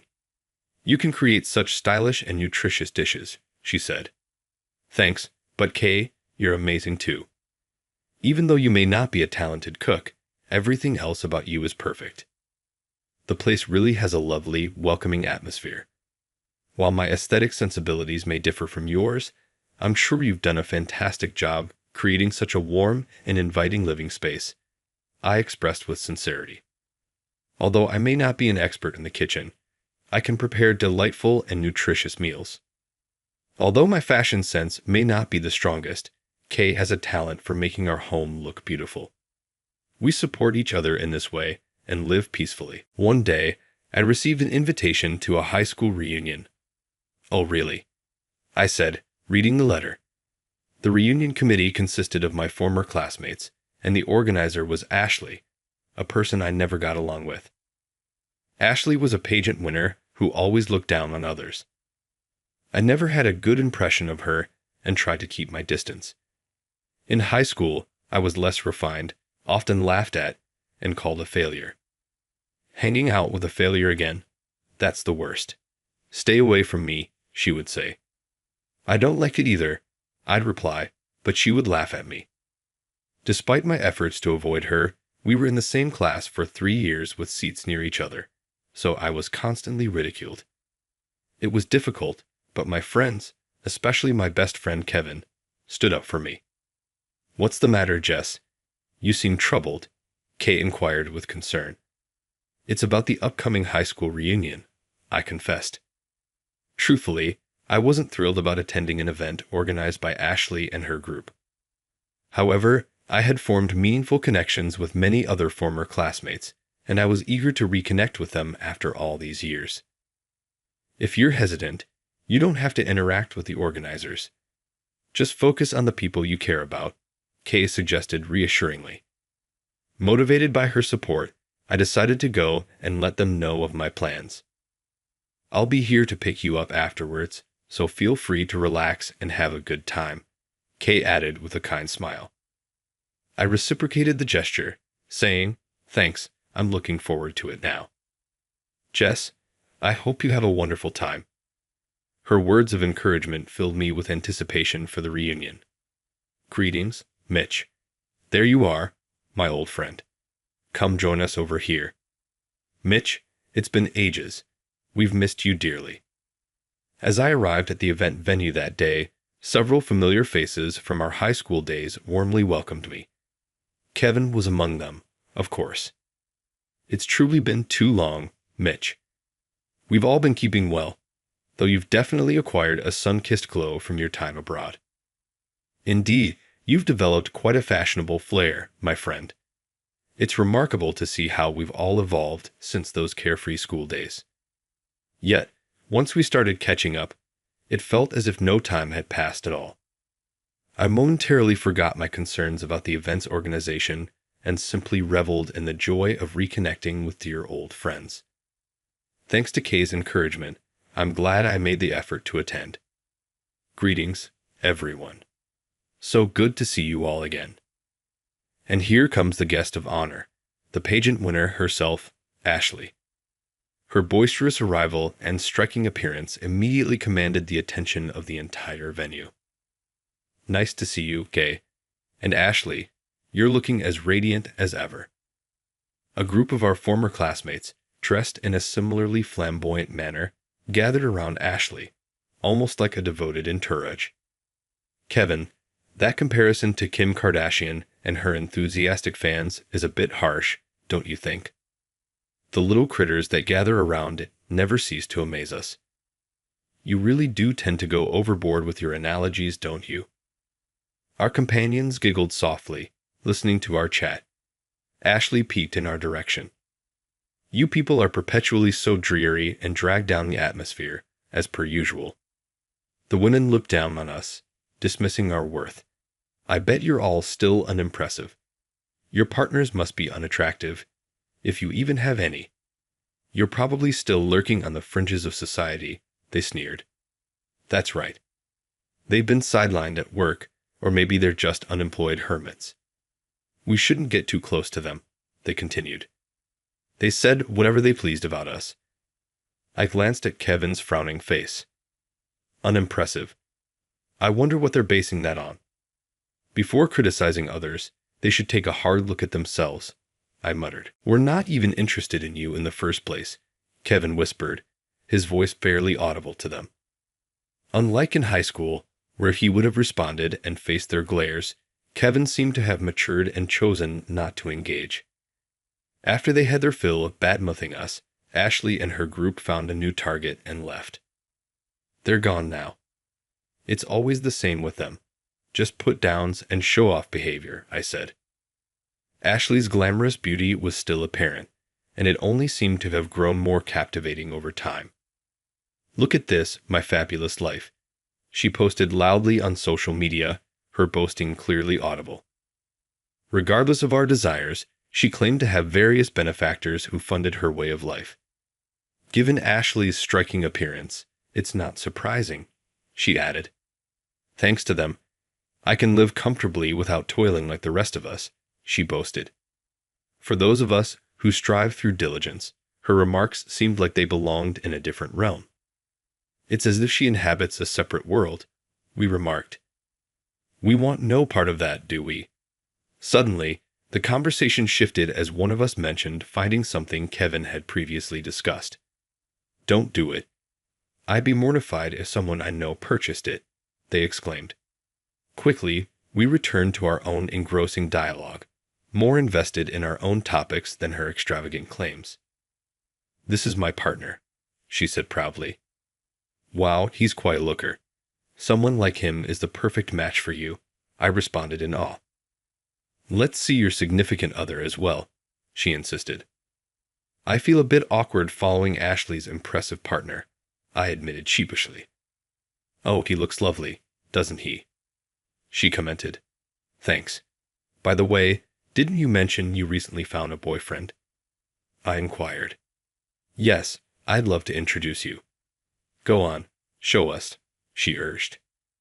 Ashley and the others were excitedly sharing pictures of their beloved companions, clearly enjoying the moment. Hey, let's summon our spouses over, someone suggested. Why not? My guy said he'd join us if I called, another replied. Really? Ashley's handsome fiancé is coming too, I asked, intrigued. Awesome, they chorused. It seemed that Ashley's partner would also be making an appearance. Speaking of which, I wondered if the rest of us had found our own partners. Listening to their conversation, our discussion naturally gravitated towards that topic, I noted. I'm still single, but Mitch, you're married, right? I inquired. Yes, that's correct, he confirmed. Mitch is married. The others exclaimed in surprise. Yeah, we kept things simple. We just registered our marriage and had a small gathering with our families, as we were both quite occupied with work, Mitch explained. I see, and you're wearing a wedding band, I observed. Indeed. Congratulations, my friend, they offered their well wishes. Thank you, Mitch responded. My friends were surprised to learn that I had tied the knot. Kevin was aware, as we had stayed in touch since high school, but I hadn't had the opportunity to share the news with the others due to our hectic lifestyles. Hearing the news, Ashley and her squad ambled over to join our talk. One of the nerds, it appears, had taken the leap into wedlock. Quite a feat for someone of that ilk, wouldn't you say? Marrying someone like him, what kind of person would choose that? She must have poor taste in partners. Probably an unfashionable woman who couldn't find anyone better than a nerd like him. Oblivious to our disapproving expressions, Ashley and her friends speculated and giggled about my wife. Certainly unattractive, they remarked. She must be a perfect match for a guy like you, a complete loser. Ashley laughed loudly, drawing everyone's attention while I struggled to suppress my anger. Being insulted about my kind and beloved girlfriend by someone like her was infuriating. Ashley, it seems you're having quite a lively time, Tyler said amidst the tense atmosphere. Ashley's much-discussed fiancé arrived. This is Tyler, my fiancé. He's a handsome, successful entrepreneur, Ashley said, clinging to her fiancé's arm. He was indeed handsome, dressed in an expensive-looking suit. Wait, that face. While everyone's attention was focused, I realized I knew him. Could it be Mitch? I now recall. You're Tyler? Oh, it was Tyler, the fiancé who recognized me first. Mitch, is that you? I asked. I'm grateful for your assistance, he spoke to me politely. Likewise, thank you, Tyler. I stood up and greeted him. I never imagined I'd encounter Mitch here. Look at that, you and my girlfriend are the same age. It's almost like we were meant to meet this way. You're absolutely right. The world can be quite small at times. Wait, hold on. Do you know this guy? Ashley asked Tyler as we chatted casually. Tyler's friendly expression quickly shifted to one of irritation when she called Mitch a nerd. What do you mean by that? Tyler said. What's the problem? It's just a fact. He's a nerd, that's all. Ashley whispered to the side. Don't say that. You're mocking Mitch. Why do you always look down on people? Tyler responded. Just answer my question. Mitch owns the property where my shop is located. He has a lot of real estate around here. Tyler revealed personal details about me. Turns out my family has money, and I own several properties myself. Running my own shop was a dream, but managing all those properties was challenging, so I rented them out. Tyler was one of the managers looking after one of my properties. He's a polite and earnest person, someone I trusted and heard was successful in business. No way. A nerd like him can't be a wealthy landowner, Ashley said, refusing to believe it even after Tyler's explanation. You only believe what benefits you, Tyler sighed, apologizing to me. Though he wasn't to blame, that's why I respected him. Hey, it does seem true, doesn't it? Ashley said, looking at us. Even if he has real estate, he's still an unattractive nerd. His wife must be unattractive too. Come on, show us your ugly wife who matches you. Tyler tried to stop her, but Ashley was out of control. I hesitated to approach this loud woman, but this could be a chance to challenge her assumptions. While I considered this, my wife, Kay, approached me. Apologies for the delay, she said, tapping my shoulder. Kay, you're here, I exclaimed joyfully. I got here early, Jess, she explained. I thought about waiting outside, but then I came in wearing sunglasses and a hat. Her slim silhouette made it clear she was no ordinary person. Seemingly unsatisfied with our relaxed chat, Ashley impatiently snatched Kay's hat and sunglasses, demanding, Hey, show your face. Whoa, it's that popular model, Claire, isn't it? The crowd erupted in cheers as Kay's face was revealed. Jess, this is my wife, Kay, who used to model under the name Claire. She was a well-known celebrity, often seen on TV, admired for her down-to-earth personality healthy lifestyle, and great fashion sense, making her a regular on various shows. Nice to meet you. I'm Kay, the model known as Claire, she said, turning towards Ashley with a smile. The real Claire. Incredible. I'm a fan. Can I get an autograph? The crowd cheered as Kay made her appearance. Ashley was speechless and seemed stunned. Ashley, it's been a while. Do you remember me? Kay asked, her smile still on her face. What? Ashley frowned, puzzled by the question. Her expression showed she didn't understand. My maiden name is Parker, Kay continued. Parker. Parker. Ashley seemed to recall. The classmate you used to bully, forcing her to change schools? No way. Ashley's face grew paler as the memory came back to her. I remembered what Kay had told me before. We were in middle school together, and in the first year, Ashley had started bullying Kay. My personal belongings would frequently go missing. Every day, I faced baseless rumors about my parents being criminals or our family being poor. It was truly distressing. I recalled that Kay had struggled with these issues since middle school. She had a different appearance back then. Shorter, plumper, with acne and plain features. Sadly, she was constantly mocked and ridiculed by Ashley, who seemed to find satisfaction in putting her down. Unable to endure the daily taunts about her looks, Kay decided to transfer to another school before her second year of middle school. Even after Kay left, Ashley continued to bully others, perhaps feeling better about herself by asserting her perceived superiority over those she deemed inferior. Her unfounded confidence had only made her more arrogant, and she surrounded herself with followers and had her pick of boys. I've worked hard since then, determined to prove myself to you. At first, it didn't go well, but I persevered.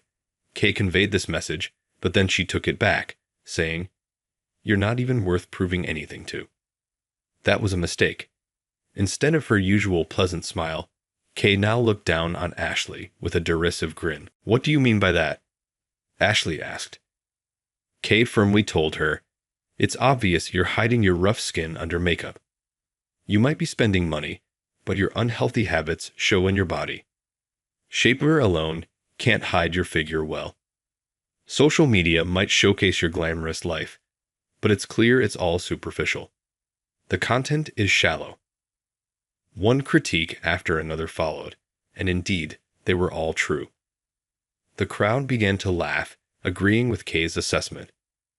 Feeling looked down upon for the first time in her life, Ashley turned bright red with anger. Don't mess with me. Stop it, she exclaimed. Seeing Ashley lunge at Kay, I instinctively moved to shield her. Right then, the sound of a camera shutter clicked. Noticed Kevin aiming his camera at Ashley's unsightly features. What are you capturing on camera? Conduct yourself properly.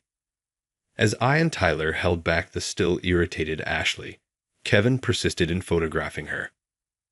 I'm an accomplished photographer, so I've captured the perfect shot. After completing his studies, Kevin chased his passion and became a renowned globe-trotting photographer. His photo books sell out rapidly.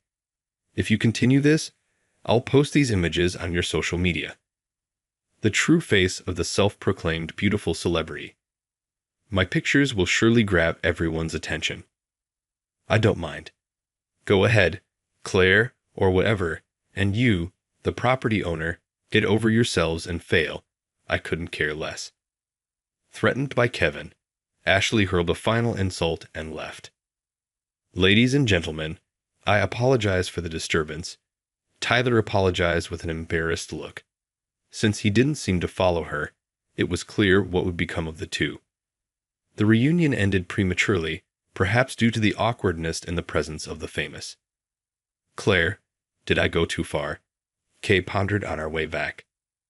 Not at all. I honestly felt refreshed. Really? But the reunion ended because of it.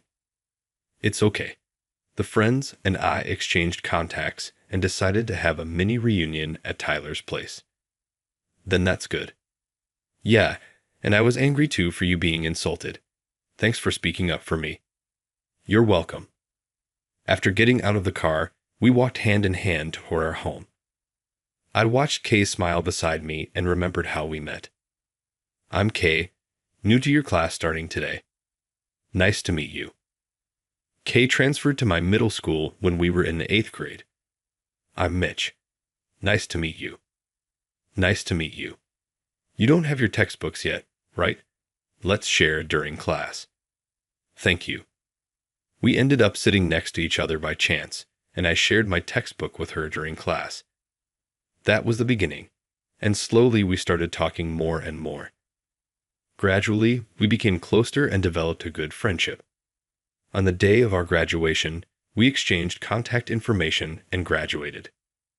At that time, it was just a friendly relationship, and we naturally drifted apart. Welcome. Hello. I reunited with her when I opened my own cafe. Struggling with attracting customers to my startup cafe, I was at my wit's end. Are you Mitch by any chance? Oh, are you Kay? Kay came in as a customer at a time like that. Delighted by this unexpected reunion, we shared various stories with each other.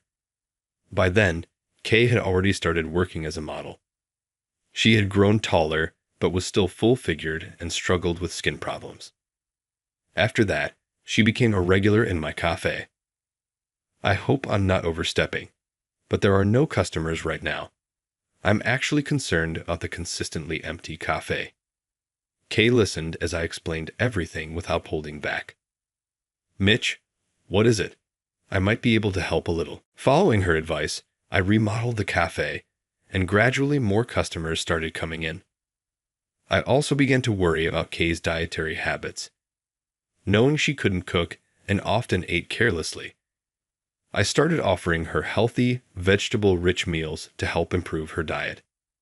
Hey, Mitch, I heard this kind of food is good. Yeah, I can make this. Let's try it together. We researched meals beneficial for beauty, and with her efforts, Kay rapidly became more beautiful. As a result, her modeling work increased, and she is now a popular model. We positively influenced each other, leading to success in our respective fields. Kay, you like this cat character too? Yes, I do. We had many common interests, and our hobbies matched.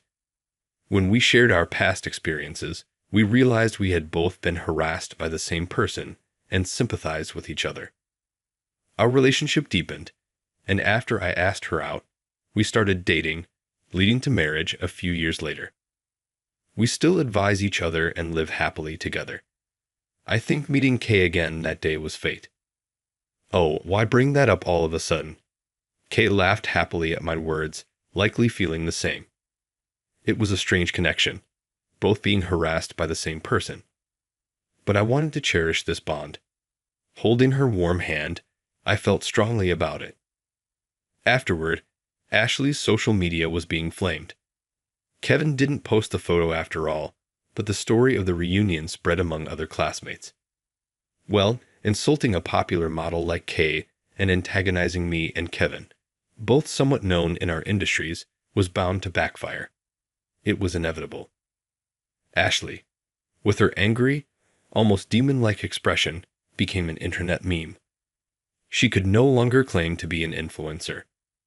Later, at a small reunion at Tyler's place, he shared the details. I broke up with Ashley. She didn't like it, but there were already things bothering me, so it was a good opportunity. That must have been tough for you, Tyler said. It's nothing compared to what you and Kay went through, I replied. Ashley remained unrepentant, always blaming Kay and me. I don't care about being a popular model and owning real estate. They are just a nerd and a fatso getting above their station. It's all their fault, not mine. Continuing to speak this way, Ashley exhausted Tyler's patience. Actually, I didn't upload the photo, but I did talk about the reunion in a recent interview, Kevin said with a mischievous grin. His photographs are especially popular among the wealthy. After the interview about the reunion, Ashley's patrons also drifted away, and she tearfully returned to her parents' home, never having worked before. What she plans to do now is anyone's guess. One can only hope her parents will re-educate her. Well, it's no longer our concern, I said. I guess that's right. Enough about that woman. Tell us more about your wife. Yeah, we really want to hear it. Okay, I will. Kay, my wife, became a bit of a topic when Ashley's social media blew up. She revealed that Ashley was a classmate of mine in high school and also went to the same middle school as Ashley. She hadn't spoken about the bullying she endured, but other classmates revealed it, and she garnered sympathy instead. Now she's even more popular as someone who overcame her past. I'd want to make a movie about Kay, I continued.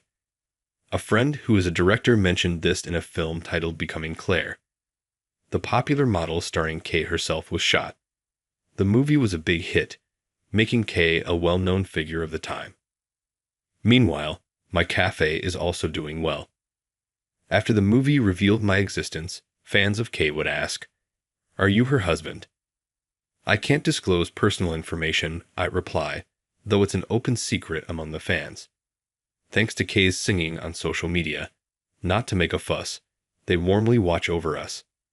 Of course, there are also loyal fans of my specialty coffee, so I'm having fulfilling days. Welcome back, Kay. I'm home and weary. You did well today. Dinner will be ready soon. Appreciate it. Can't wait to eat. After a long day, Kay stops by the cafe once it's closed. I serve her a nutritious meal I made for her. Your cooking is always so tasty, she comments. It's better than any fancy restaurant.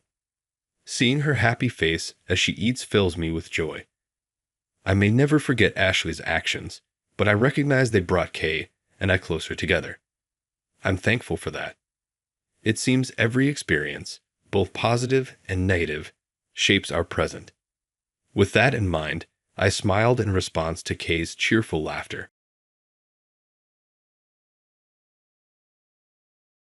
Sadly, my younger boss, Mike, had treated me with disrespect, labeling me a freeloader, though I had stepped back from the demanding work. To my shock, he abruptly declared my termination, chuckling disrespectfully. Shockingly, he insisted I resign to cover his own error, threatening to pin the blame on me. Devoid of the will to fight, I departed the company. When I shared the news with my cherished wife, Sarah, she unexpectedly responded with gratitude, reminding me of my original ambitions. I am James, a 45-year-old worker. For the past 20 years, my college sweetheart, and I have been devoted partners. While we haven't been blessed with children, our life together is filled with contentment. After graduating, Sarah secured a position at a prominent company, but she willingly resigned to become a devoted homemaker following our marriage. She was both stunningly beautiful and academically exceptional, reportedly ranking at the top of her peers in the company's personnel evaluations. Honestly, I felt her decision to quit working was a shame, but Sarah seemed entirely at peace with it. Brushing off my concerns, she cheerfully remarked, "I don't have any special ambitions, so I'm thrilled to devote all my energy to supporting your passions." "But someone as talented as you shouldn't be confined to the home," I protested. "Not at all," she reassured me. "There are plenty of capable people who could fill my former role. My job was never uniquely mine alone." I was pleased to have Sarah back home, but I kept checking on her, worried she might become bored with that life. However, my concerns proved unfounded as Sarah maintained a cheerful disposition. "I've made up my mind." "Or what?" "You don't approve of having a homemaker wife." "That's not the case. I'm happy to return to you." "Humph. I'll do my best to prepare delicious meals." For the next 20 years, Sarah has kept our home tidy and continued to serve up delectable meals for breakfast, lunch, and dinner. As for me, being the recipient of my wife's devotion, I'm a game creator. I've loved games since childhood, immersing myself in them daily, even at the expense of sleep. Gradually, I desired to try my hand at creating games, leading me to my current path. After graduating from college, I joined a major game production company. Around the time of my marriage, my proposed project was approved for the first time, and I was busy working with the authority to lead the project. Back then, all-nighters were the norm, and my life revolved around coming home to shower and change clothes. After some thought, Sarah's unwavering support prompted a pivotal moment in my life a few years into our marriage. A college buddy approached me with a surprising proposition: to launch a mobile game development company together. This friend had joined a rival firm after graduation and frequently shared insights over casual drinks. The business idea emerged unexpectedly during one of our casual conversations. "Hey James, what do you think about starting a game studio with me? A game company. I never contemplated that before. Your games are hugely popular, but the profits go to the company, right? Doesn't that frustrate you?" "Well, I'm content simply creating the games I'm passionate about. I never even considered entrepreneurship." I was caught off guard, struggling to respond, as the concept of starting my own venture had never crossed my mind. "You're too naive. You have the talent. Don't you ever think about using it to do what you want, earn more, and make Sarah happy?" "I don't possess such exceptional abilities," I admitted. "But what about the massive success of the recent game you spearheaded?" "Surely that wasn't just a stroke of luck," my friend countered. "I wasn't solely responsible for that achievement," I clarified. "Oh, stop being so modest. And let's not forget the constraints of being a salaried employee.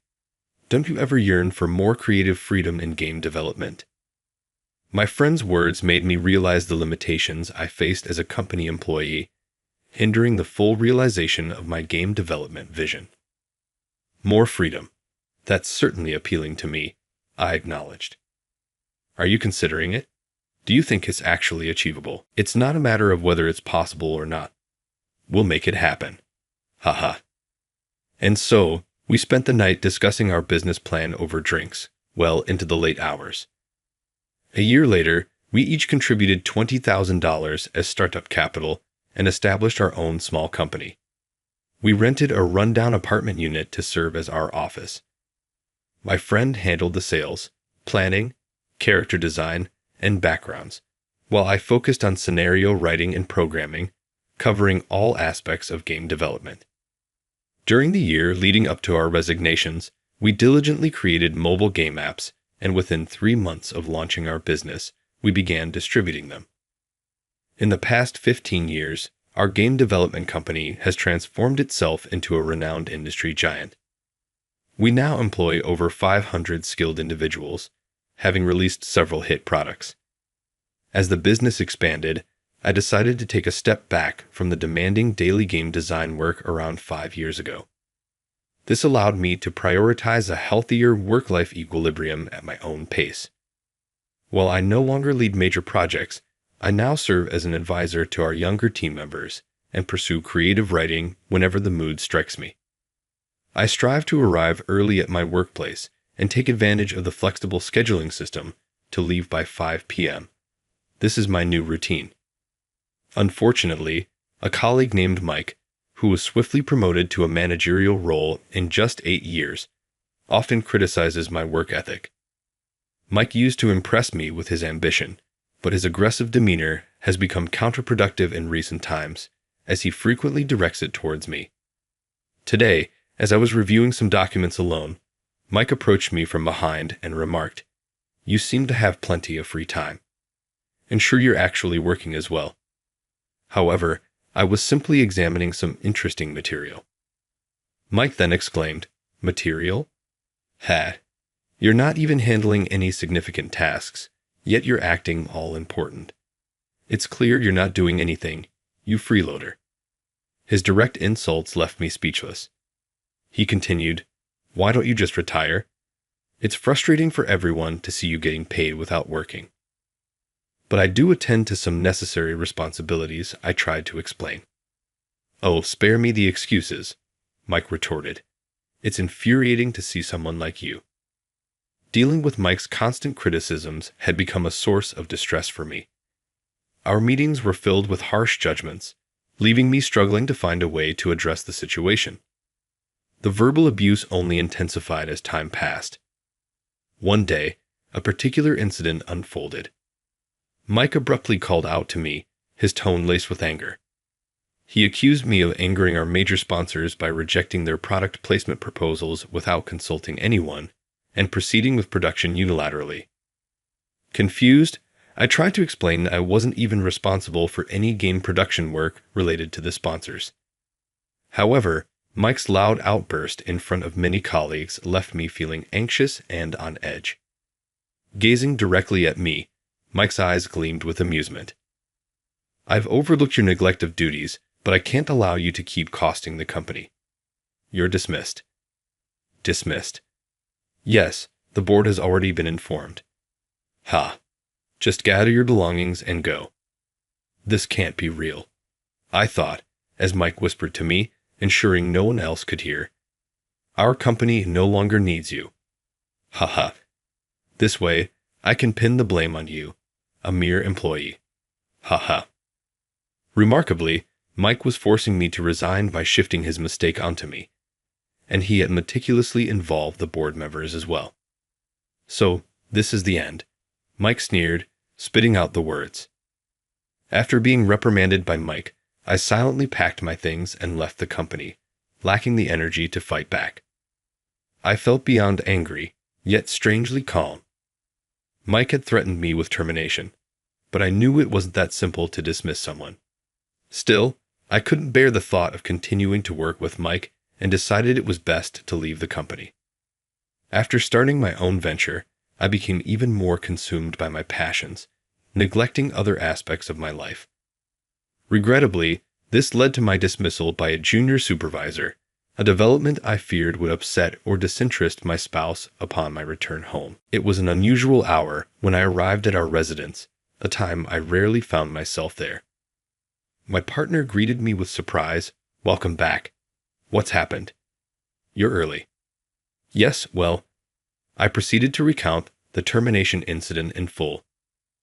My spouse listened intently, then responded with a warm, understanding smile, quite unlike the frustrated expression I had anticipated.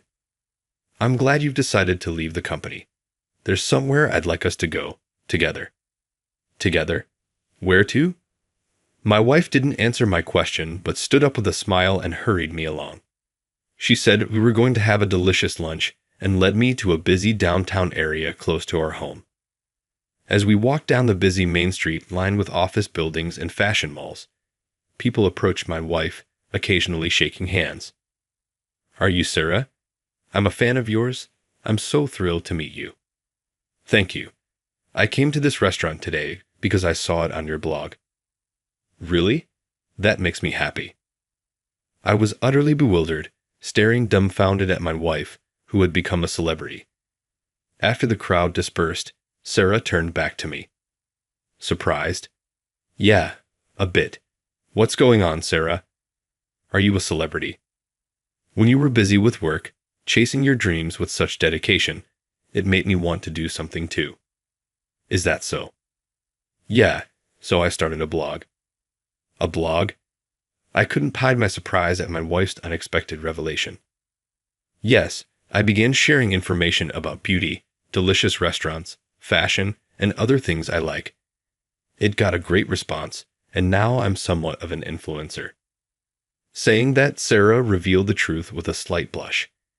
Indeed, Sarah had always been beautiful and popular in college, but I had no idea she had become so famous through her blog that people would recognize her on the street.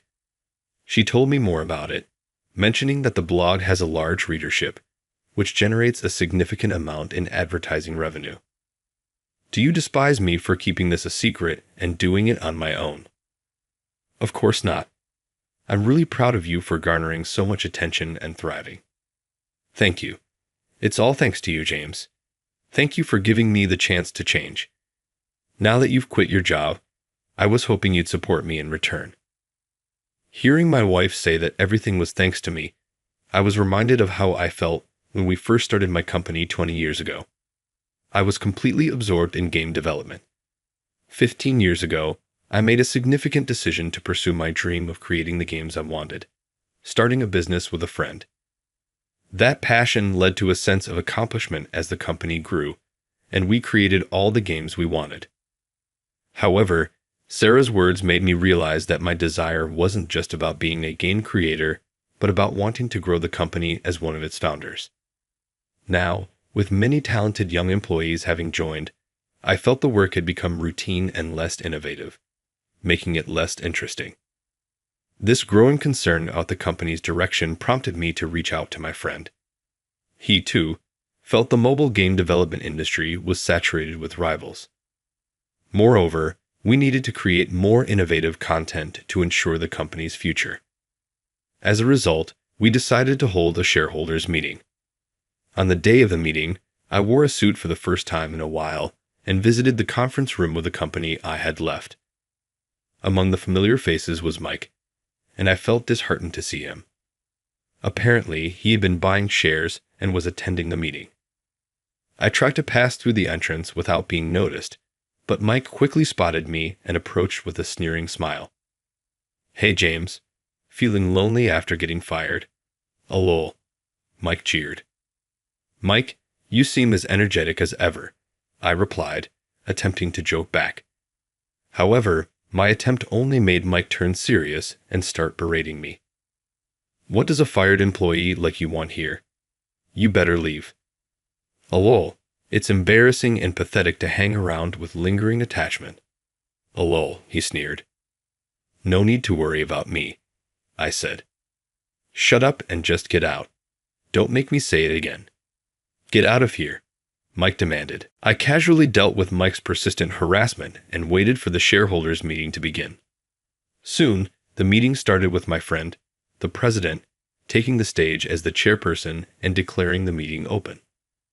The meeting proceeded, and it was time for Q&A with the shareholders. When I raised my hand, Mike, who had followed me to the next seat and had been pestering me, tried to stop me in surprise. "Come on, lol. Raising your hand is so embarrassing. Stop it, lol. A minor shareholder like you should stay quiet. Lol. You're disrupting the proceedings," Mike mocked. Ignoring Mike's heckling, I looked towards the host, and my name was called. "Mr. James, thank you for joining us today. Please go ahead with your question," the host said. "My question is this. It seems there are no new business ventures, and I'm concerned that without them, the increased personnel costs and other expenses will lead to decreased profits. What measures are in place to address this?" I asked. "Director, your response, please," the host prompted. The board member, seeing my face, started sweating and trembling as he answered, "Mr. James, as you rightly pointed out, there are numerous challenges with our future business plans. Please be concise. Are there any measures in place, and do we have the necessary personnel adjustments for that?" I pressed. "We are all considering that," he began. "It'll be too late to just consider it. Listen, I made every suggestion I could think of for the company's growth, and the management team listened intently, their faces stiff with seriousness. I continued. All the while, Mike stared blankly, not understanding what was happening. Therefore, we need new projects and the creation of a sales department. For that, we also need flexible staff reallocation according to each employee's strengths. Understood, the board member responded. Then, unable to hold back any longer, Mike loudly interrupted the proceedings. Wait a minute, lol. Why is the director even listening to this guy? Lol, stop it, please. At Mike's words, the faces of the management team on stage froze in an instant. You idiot. Who are you? How dare you speak to Mr. James like that? One of the directors exclaimed. I'm Mike. I work for this company, and I'm also a shareholder. Lol. More importantly, we should be kicking out this guy right away. It's embarrassing for the company. Lol. Mike retorted. Mike, did you say? Do you not know who Mr. James is? The director asked. Of course. Lol. He's the underperforming employee I fired. A lol. Mike replied, still mocking. Don't joke around. This man is the founder of our company and holds over 50% of the shares. One word from Mr. James, and your job is gone in an instant, the director snapped. At the director's words, Mike's face went pale, and he began to tremble. That's a joke, right? This can't be serious. He was just a useless employee shoved off to the window, Mike stammered. Then, my friend, the president, who had been silently watching, spoke up angrily but calmly. It's all true. James is my friend. We both contributed equally to the capital when we founded the company. And you dare to call him such names. Faced with the president's glare, Mike started desperately trying to excuse himself, shrinking away. I didn't know.